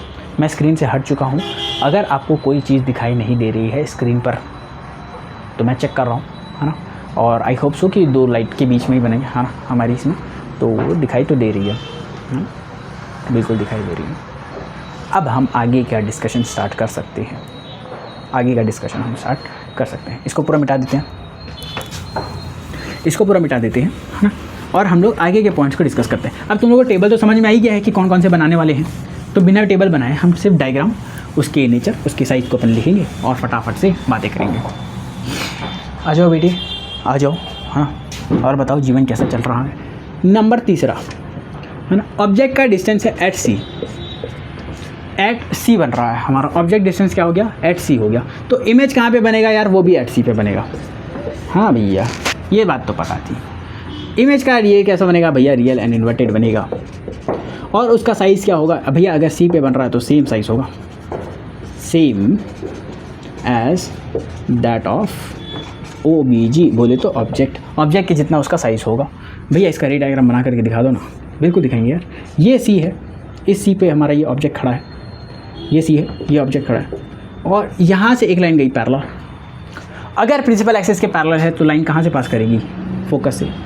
अब देखो ये बार बार ना मुझसे गड़बड़ हो रही है, इसको सही से निकालते हैं, इस पॉइंट को फोकस बना लेते हैं, और ये चलो सी ये मान के चलते हैं, है ना। एक पॉइंट जाएगी यार तुम्हारी, अगर फोकस से निकल रही है, फोकस से निकल रही है। अब ये देखो ये बड़ा कांड हो रहा है। अगर तुम्हारी लाइन फोकस से निकल रही है तो वो हो जाएगी पैरेलल, और अगर वो पैरेलल हो गई तो बिल्कुल सी पॉइंट पे मिलेगी, बिल्कुल सी पॉइंट पर मिलेगी। अब तुम यार थोड़ा सा देख लेना कि हमारा डायग्राम जो है अप टू मार्क नहीं बन रहा है। 100% वाली बात हम समझ सकते हैं, ठीक है, अप टू मार्क नहीं बन रहा है, पर तुमको तो समझ में आ रहा होगा ना कि किया क्या। सी से ली लाइन, एक मारा पैरेलल एफ से निकल गई, एक मारा एफ से सीधी आ गई, जैसी चेक किया ओहो ये तो सेम साइज़ का बन रहा है। भैया सेम साइज़ का है और रियल और इन्वर्टेड है क्योंकि उल्टा बन रहा है इमेज। तो एट सी पे क्या होता है, अगर मैं सी से निकालूंगा लाइन तो सी से बनेगी। अब तुम देखो यहाँ पे तुमने ऑब्जर्व कर लिया होगा, मैं इमेज का डिस्टेंस इन्फिनिटी से धीरे धीरे पास लाता जा रहा हूँ, सॉरी ऑब्जेक्ट का डिस्टेंस है ना इन्फिनिटी से धीरे धीरे पास लाता जा रहा हूँ, और इमेज का डिस्टेंस भी धीरे धीरे दूर जाता जा रहा है। नोटिस किया, ऑब्जेक्ट इधर से इधर जा रहा है, इमेज इधर से इधर आ रहा है। अब हम सेंटर पे आ गए हैं बिल्कुल सी पर। अब इमेज इधर निकल जाएगा, ऑब्जेक्ट इधर निकल जाएगा, ऑब्जेक्ट आगे जाएगा, इमेज पीछे जाएगा, ऑब्जेक्ट आगे जाएगा, इमेज पीछे जाएगा। वाओ, फिर से देखो, यहाँ पर थी इमेज पॉइंट लाइक, यहाँ पर से इन्फिनिटी पे ऑब्जेक्ट, धीरे धीरे ऑब्जेक्ट यहाँ पे आई, इमेज यहाँ पे आ गई। जैसे ही ऑब्जेक्ट यहाँ पे आई, इमेज फिर यहाँ पे आ गई। अब क्या होगा, ऑब्जेक्ट आगे जाएगी, इमेज पीछे जाएगी, ऑब्जेक्ट आगे जाएगी, इमेज पीछे जाएगी, ऑब्जेक्ट फिर ख़त्म, इमेज उधर। बात समझ में आई? ऐसा हो रहा है, बात समझ में आई? आ गई? चलो चौथा देखो, अभी हमने देखा था भैया इधर वाले पॉइंट को देखो, इधर वाले पॉइंट को, है ना, हमने लिखा था बिटवीन सी एंड एफ। तो बेटा सी से और आगे बढ़ाओ तो सी एंड एफ के बीच में पहुंच जाएगा, यहाँ पर कहीं पर रखा है। ओके भैया, यहाँ से लाइट गई, ये नीचे की तरफ, समझ जाना यार तुम, है ना, होशियार तो हुई, किस तरीके से निकलेगा कैलकुलेशन कर लेनी है ना। इस तरीके से लेकर गए, इधर आ गई। हाँ भैया, एफ से अगर पॉइंट पास कराऊँ तो ये पैरेलल बना दो, है ना। तो ऑब्जेक्ट देखो ऐसा तो सही नहीं बना है ना, अगर इसको सही से बनाने की कोशिश करें तो ये जो ऑब्जेक्ट आएगी वो इस वाले साइज से बड़ी बनेगी, ठीक है। अब देखो सीधे बात बता रहा हूँ मैं, तुम लोगों से रे डायग्राम कैसा बनेगा वो दिखा रहा हूँ। ऑब्वियस ये बात है यहाँ पे, फॉर ऑब्वियस रीजंस, है ना, फॉर ऑब्वियस रीजन। मैं बहुत फटाफट से तुम लोग को डायग्राम बना करके दिखा रहा हूँ, और यहाँ पे ऐसा हो रहा है कि कैलकुलेशन प्रॉपर नहीं है इस कारण से। बाकी तुम किसी बुक को प्रीफर कर लो, NCERT प्रीफर कर लो, ज़्यादा बेटर है। तो वहाँ पे तुम लोग को क्या है, प्रॉपर रे डायग्राम्स देखने को मिल जाएंगे, और रे डायग्राम्स को देखते हुए तुम लोग बनाना चालू करो। तो अगर बिटवीन CF बनाऊँगा, CNF, तो इमेज का जो साइज़ होगा वो बड़ा होगा। ये बड़ा बनता है यार, है ना, ये बड़ा बनता है। तो अब देखो ये कैसे बनेगी भैया, रियल एंड इन्वर्टेड तो अभी भी रहेगी, रियल एंड इन्वर्टेड तो अभी भी रहेगी, ठीक है, लेकिन साइज़ जो है वो थोड़ी सी बड़ी हो जाएगी। तो क्या लिखोगे, एनलार्ज्ड। क्या लिखोगे बेटा, एनलार्ज्ड। और ये कहाँ पे लिखोगे, बियॉन्ड सी। अब जो हमने पीछे पीछे यहाँ पे जो लिखा था वही चीज़ यहाँ पे लिख देंगे, जो इधर लिखा था वो चीज़ें यहाँ पे आती जाएगी एट सी के बाद। भैया समझ में तो आ गई। 5वां देखो यार, मैं फोकस पे ही रख दिया। अब तो ये क्या बनेगी, इन्फिनिटी पे बनेगी। कैसे बनेगी भैया, देखो, real and diminish, sorry, real and inverted, very much enlarged, ठीक है, वेरी मच इनलार्ज लिखना चाहिए, मैं इनलार्ज बस लिख रहा हूँ। वेरी मच इनलार्ज, बहुत बड़ी बड़ी इमेज बनेगी, बहुत बड़ी सी इमेज बनेगी। कोशिश करते हैं। ये भैया फोकस पे हमने रख दिया इमेज, ये गई लाइट ऐसे, है ना, फोकस पे रखा है, ये गई लाइट पैरेलल, तो फोकस से ही पास कर जाएगी।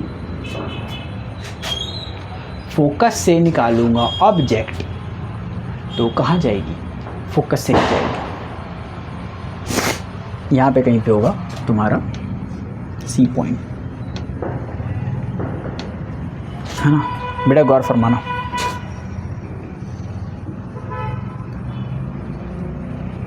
एक लाइन मैंने पैरेलल डाली है, तो वो कहाँ से पास कर जाएगी यार, फोकस से पास कर जाएगी। और दूसरी लाइन मैं भेज रहा हूँ यहाँ पर ऑब्लिकली एट एंगल, और ऑब्लिकली एक एंगल पे डालूंगा तो वो ऑब्लिकली किधर जाएगी, इधर चली जाएगी। ऑब्लिकली किधर चली जाएगी यार, वो इधर चली जाएगी। क्लियर है क्या? या एक सेकंड, ये मैंने ना तुम लोगों को नेक्स्ट वाला केस समझा दिया। एक सेकंड, वही मैं सोच रहा था, है ना, ये मैंने तुम लोगों को गलती से नेक्स्ट वाला केस समझा दिया, ध्यान देना, सॉरी। हाँ, एक C है, एक F है भैया। F पे ऑब्जेक्ट रखा है भैया, सुनो ना, F पे ऑब्जेक्ट रखा है। एक लाइट यहाँ से गई, एक लाइट ऐसे चली गई, और एक लाइट जाएगी बेटा C से टकराएगी और पास कर जाएगी। C से टकराएगी और पास कर जाएगी, C से टकराएगी और पास कर जाएगी। तो अगर ऐसा कंडीशन बना तो ध्यान देना हमारा इमेज कहाँ पे बनेगा भैया, इमेज तो बन ही नहीं रहा। ये दोनों पॉइंट कहीं जा कर के इन्फिनिटी पे मिलेंगे। ये पॉइंट जा कर के कहीं इन्फिनिटी पे मिलेंगे। अगर मैं किसी चीज़ के फोकस पे ऑब्जेक्ट को रख दूँ तो वो एक ऐसे डिस्टेंस पे जा कर के इमेज बनाएंगे जहाँ पे इमेज का साइज़ बहुत बड़ा होगा, और वो साइज़ कहाँ पे होगा, इन्फिनिटी पे होगा, जहाँ पर तुम नहीं पहुँच सकते। अब कंफर्म करने के लिए तो वहाँ पे पहुँच नहीं सकते, स्क्रीन होगा लेकिन वहाँ पे तो कसई से इतना बड़ा दिखेगा उसका इमेज कि पूछो मत, मज़ा आ जाएगा। ठीक है, चलो एक 6th कंडीशन होती है जो मैं यहाँ पे स्टार मार्क करके डाल रहा हूँ। क्यों भैया स्टार मार्क करके डाल रहे हो, कि देख अब तो ऑब्जेक्ट F के एक कदम आगे जाएगा, ऑब्जेक्ट के एक कदम आगे जाएगा। अब यहाँ पे एक स्पेशल केस बन गया। क्यों? क्योंकि यार ये वाला कंडीशन ऐसा नहीं है कि बिल्कुल ऑब्जेक्ट आगे ला रहे थे। अब हमने और आगे ले गए। इमेज कहाँ से शुरू हुआ था, फोकस से बनना चालू हुआ था, लेकिन ऑब्जेक्ट अब कहाँ ले गए, आगे ले गए, इसलिए ये वाला स्पेशल केस है। और यार यहाँ पे तो पक्का से क्वेश्चन बनना तय है ना। कहाँ पे रखेंगे यार ऑब्जेक्ट को, बिटवीन P एंड F, पोल और फोकस के बिल्कुल बीच में रखेंगे, पोल और फोकस के बिल्कुल बीच में रखेंगे। तो जो हमारा इमेज है वो कहाँ बनेगा यार, जल्दी बताओ। जो हमारा इमेज है वो बनेगा बियॉन्ड द मिरर।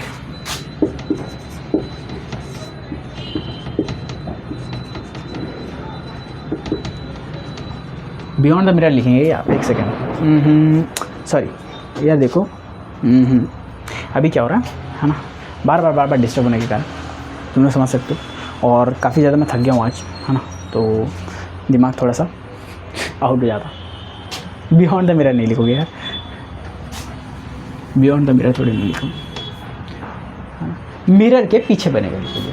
क्या लिखोगे यार, मिरर के पीछे बनेगा, बिहाइंड द मिरर। क्या लिखूँ यार, बिहाइंड द मिरर, है ना। क्षमा चाहेंगे आप लोगों से, आज की जो इस चीज़ पे आप लोगों को, है ना, आप लोगों की कोई गलती नहीं है ना, वीडियो बनाते बनाते हमारी गलती है ना, थोड़ी सी थक चुके हैं इस कारण से, और इसलिए क्लास थोड़े से एंड भी हो जाएगा, ऐसा नहीं है। चलो, तो बिटवीन पी एंड एफ और इमेज कहाँ बनेगा यार, बिहाइंड द मिरर बनेगा। पर यहाँ पे कंडीशन ये है कि हमारी जो इमेज बनेगी वो रियल एंड इन्वर्टेड होने के बजाय वर्चुअल एंड इरेक्ट बनेगी, वर्चुअल एंड इरेक्ट बनेगी।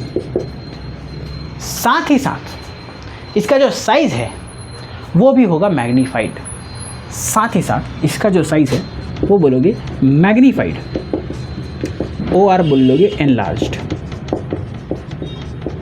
भैया ज़रा चित्र बना करके तो दिखाओ, चित्र बनाएंगे तभी तो समझ में आएगा मित्र, है ना। आई होप दिख रही होगी यार, ये देख लें, हाँ दिख तो रही है।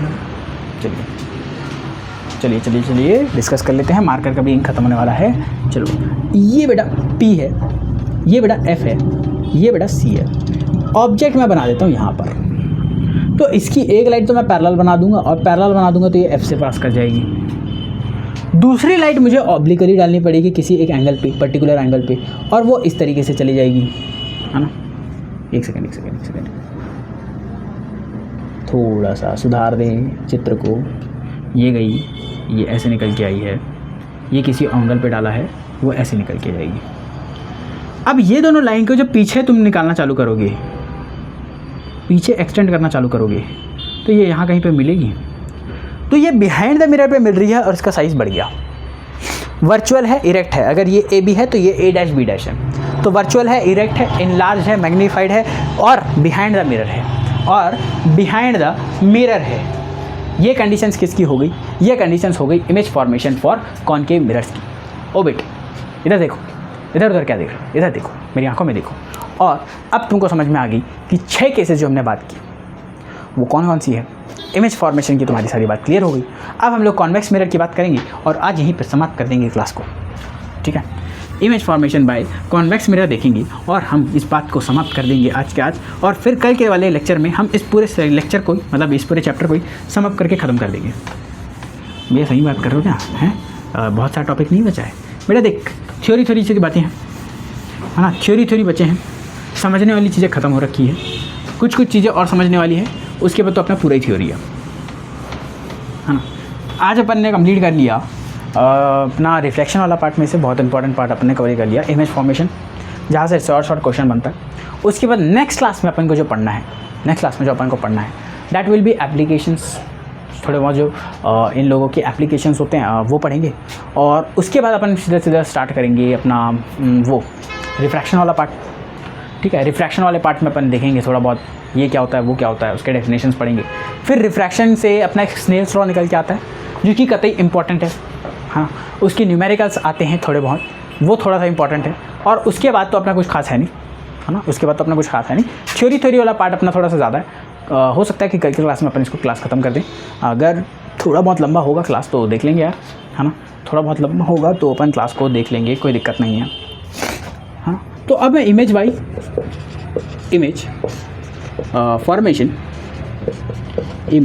फॉर्मेशन बाय कॉन्वेक्स मिरर देखने वाला हूँ।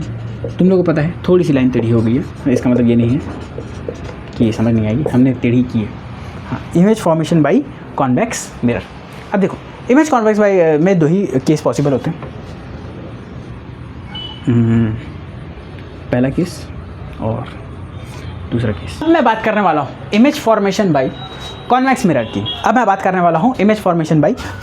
की। अब यहाँ पर मेरे यार 2 क्वेश्चन, 2 क्या बोलते हैं वो बनते हैं, केस बनते हैं, केस 1 और केस 2।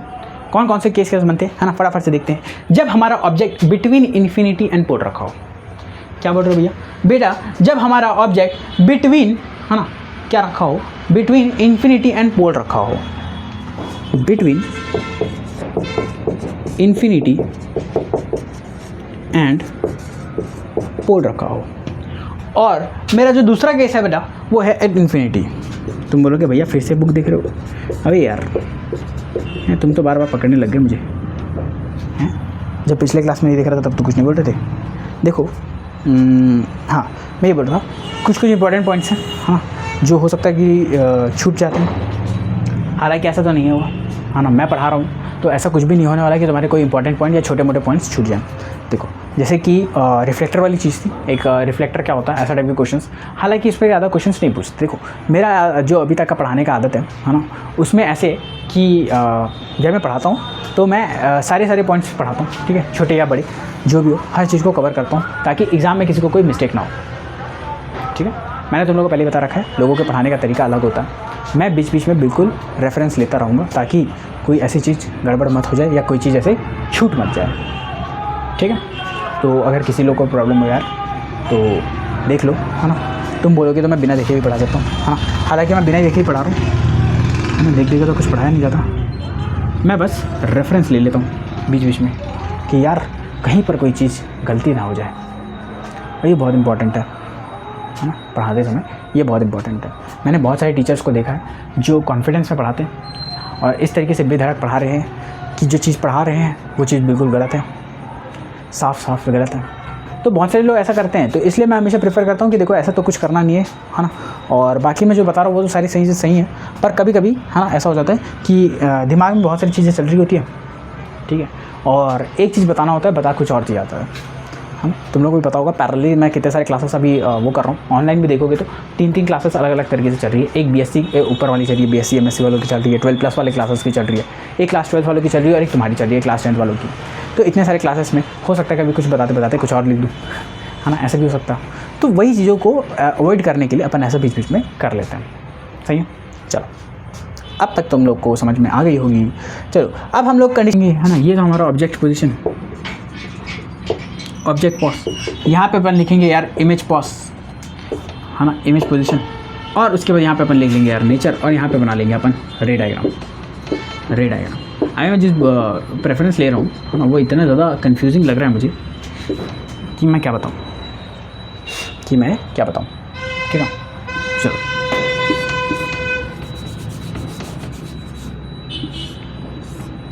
दोस्त, मैं ये बोल रहा हूँ, ये मेरा पोल है, यहाँ पे मेरा फोकस है, मैं बोल रहा हूँ कि बेटा एक काम करो, इन्फिनिटी और पोल के बीच में कहीं पर भी तुम क्या करो, ऑब्जेक्ट को रख लो। इन्फिनिटी से पोल के बीच में कहीं पर भी ऑब्जेक्ट रख लो।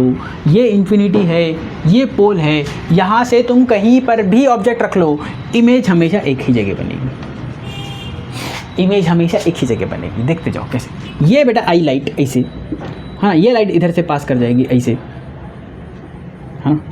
ओ सॉरी बेटा, ये तो कॉन्वेक्स वाला हो गया ना काम। हाँ, यहाँ पे थोड़ी ना आएगा एफ तो पीछे आएगा, ये ऐसा। तो ये जिस पॉइंट पे जाएगी वो कौन से पॉइंट कहलाएगी बेटा, वो कहलाएगी तुम्हारी एफ। पहली चीज़ वो क्या कहलाएगी दोस्त, एफ कहलाएगी।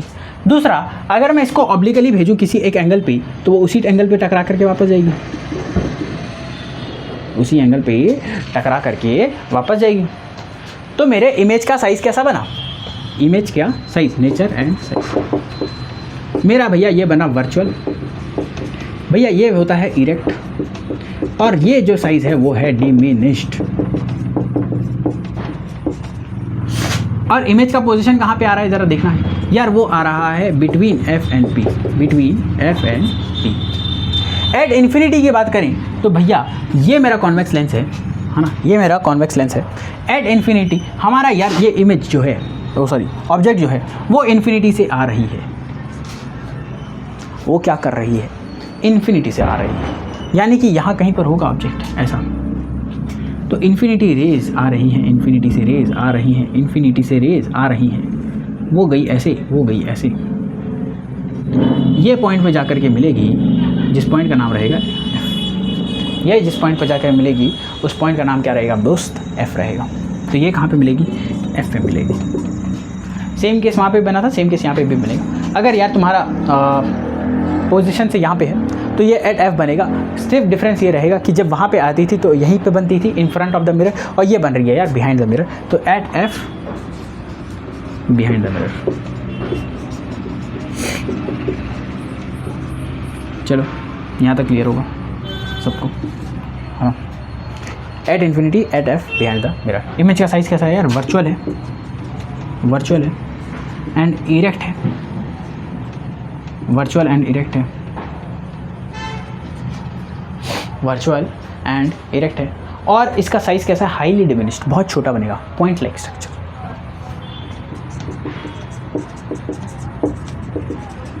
इसका मतलब समझ में आया क्या कि भैया कॉन्वेक्स मिरर में, ध्यान देना मेरे ऊपर, मेरे बात पे ध्यान दो, मेरे ऊपर ध्यान दो भैया, कॉन्वेक्स मिरर में मैग्नीफाइड इमेज का फॉर्मेशन नहीं होता है।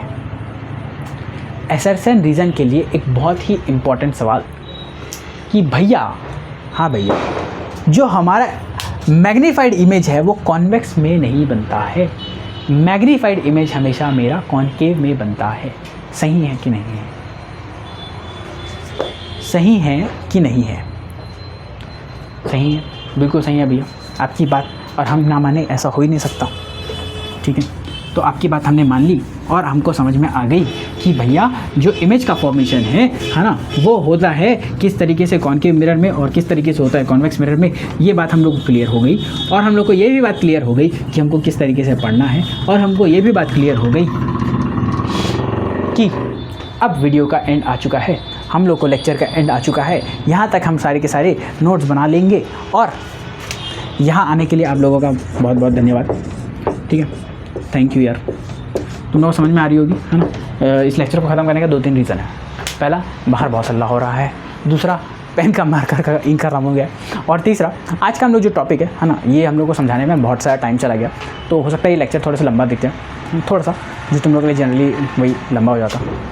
अब जैसे कि मैं बताऊँ, ऑफलाइन सेंटर्स में जो मैं क्लासेस लेता हूँ जनरली सीनियर क्लासेस की तो 2 घंटे से ऊपर की जाती है, और जो जूनियर क्लासेस रहती हैं जैसे कि 9-10, तो उन लोगों की भी 1.5 घंटे के आसपास रहती है। ठीक है, तो थोड़ा सा उसी तरीके से एक्सपेक्ट करके चलोगे। ठीक है, पढ़ाते पढ़ाते मुझे टाइम का पता नहीं रहता कि कितना लंबा बन रहा है कितना नहीं बन रहा है, तो जब मैं स्टॉप करता हूँ रिकॉर्डिंग तब मुझे पता चलता है कि अच्छा इतना लंबा हो गया है। ठीक है, तो आई होप तुम लोगों को ये लेक्चर पसंद आया, और अगर तुम एंड तक देख रहे हो इस लेक्चर को, इसका मतलब है कि तुम लोगों को मेरा समझाना समझ में आ रहा है, और तुम लोगों को मेरे पढ़ाने में मज़ा आ रहा है, और तुम लोग आगे मेरे से और पढ़ना चाहते हो। तो लेक्चर 3 तुम लोगों का अगेन वही 10 बजे के आसपास 2 दिन बाद तुम लोग को यहाँ पे देखने को मिल जाएगा इसी चैनल पर। तो बस तब तक के लिए पढ़ते रहो, बाय बाय।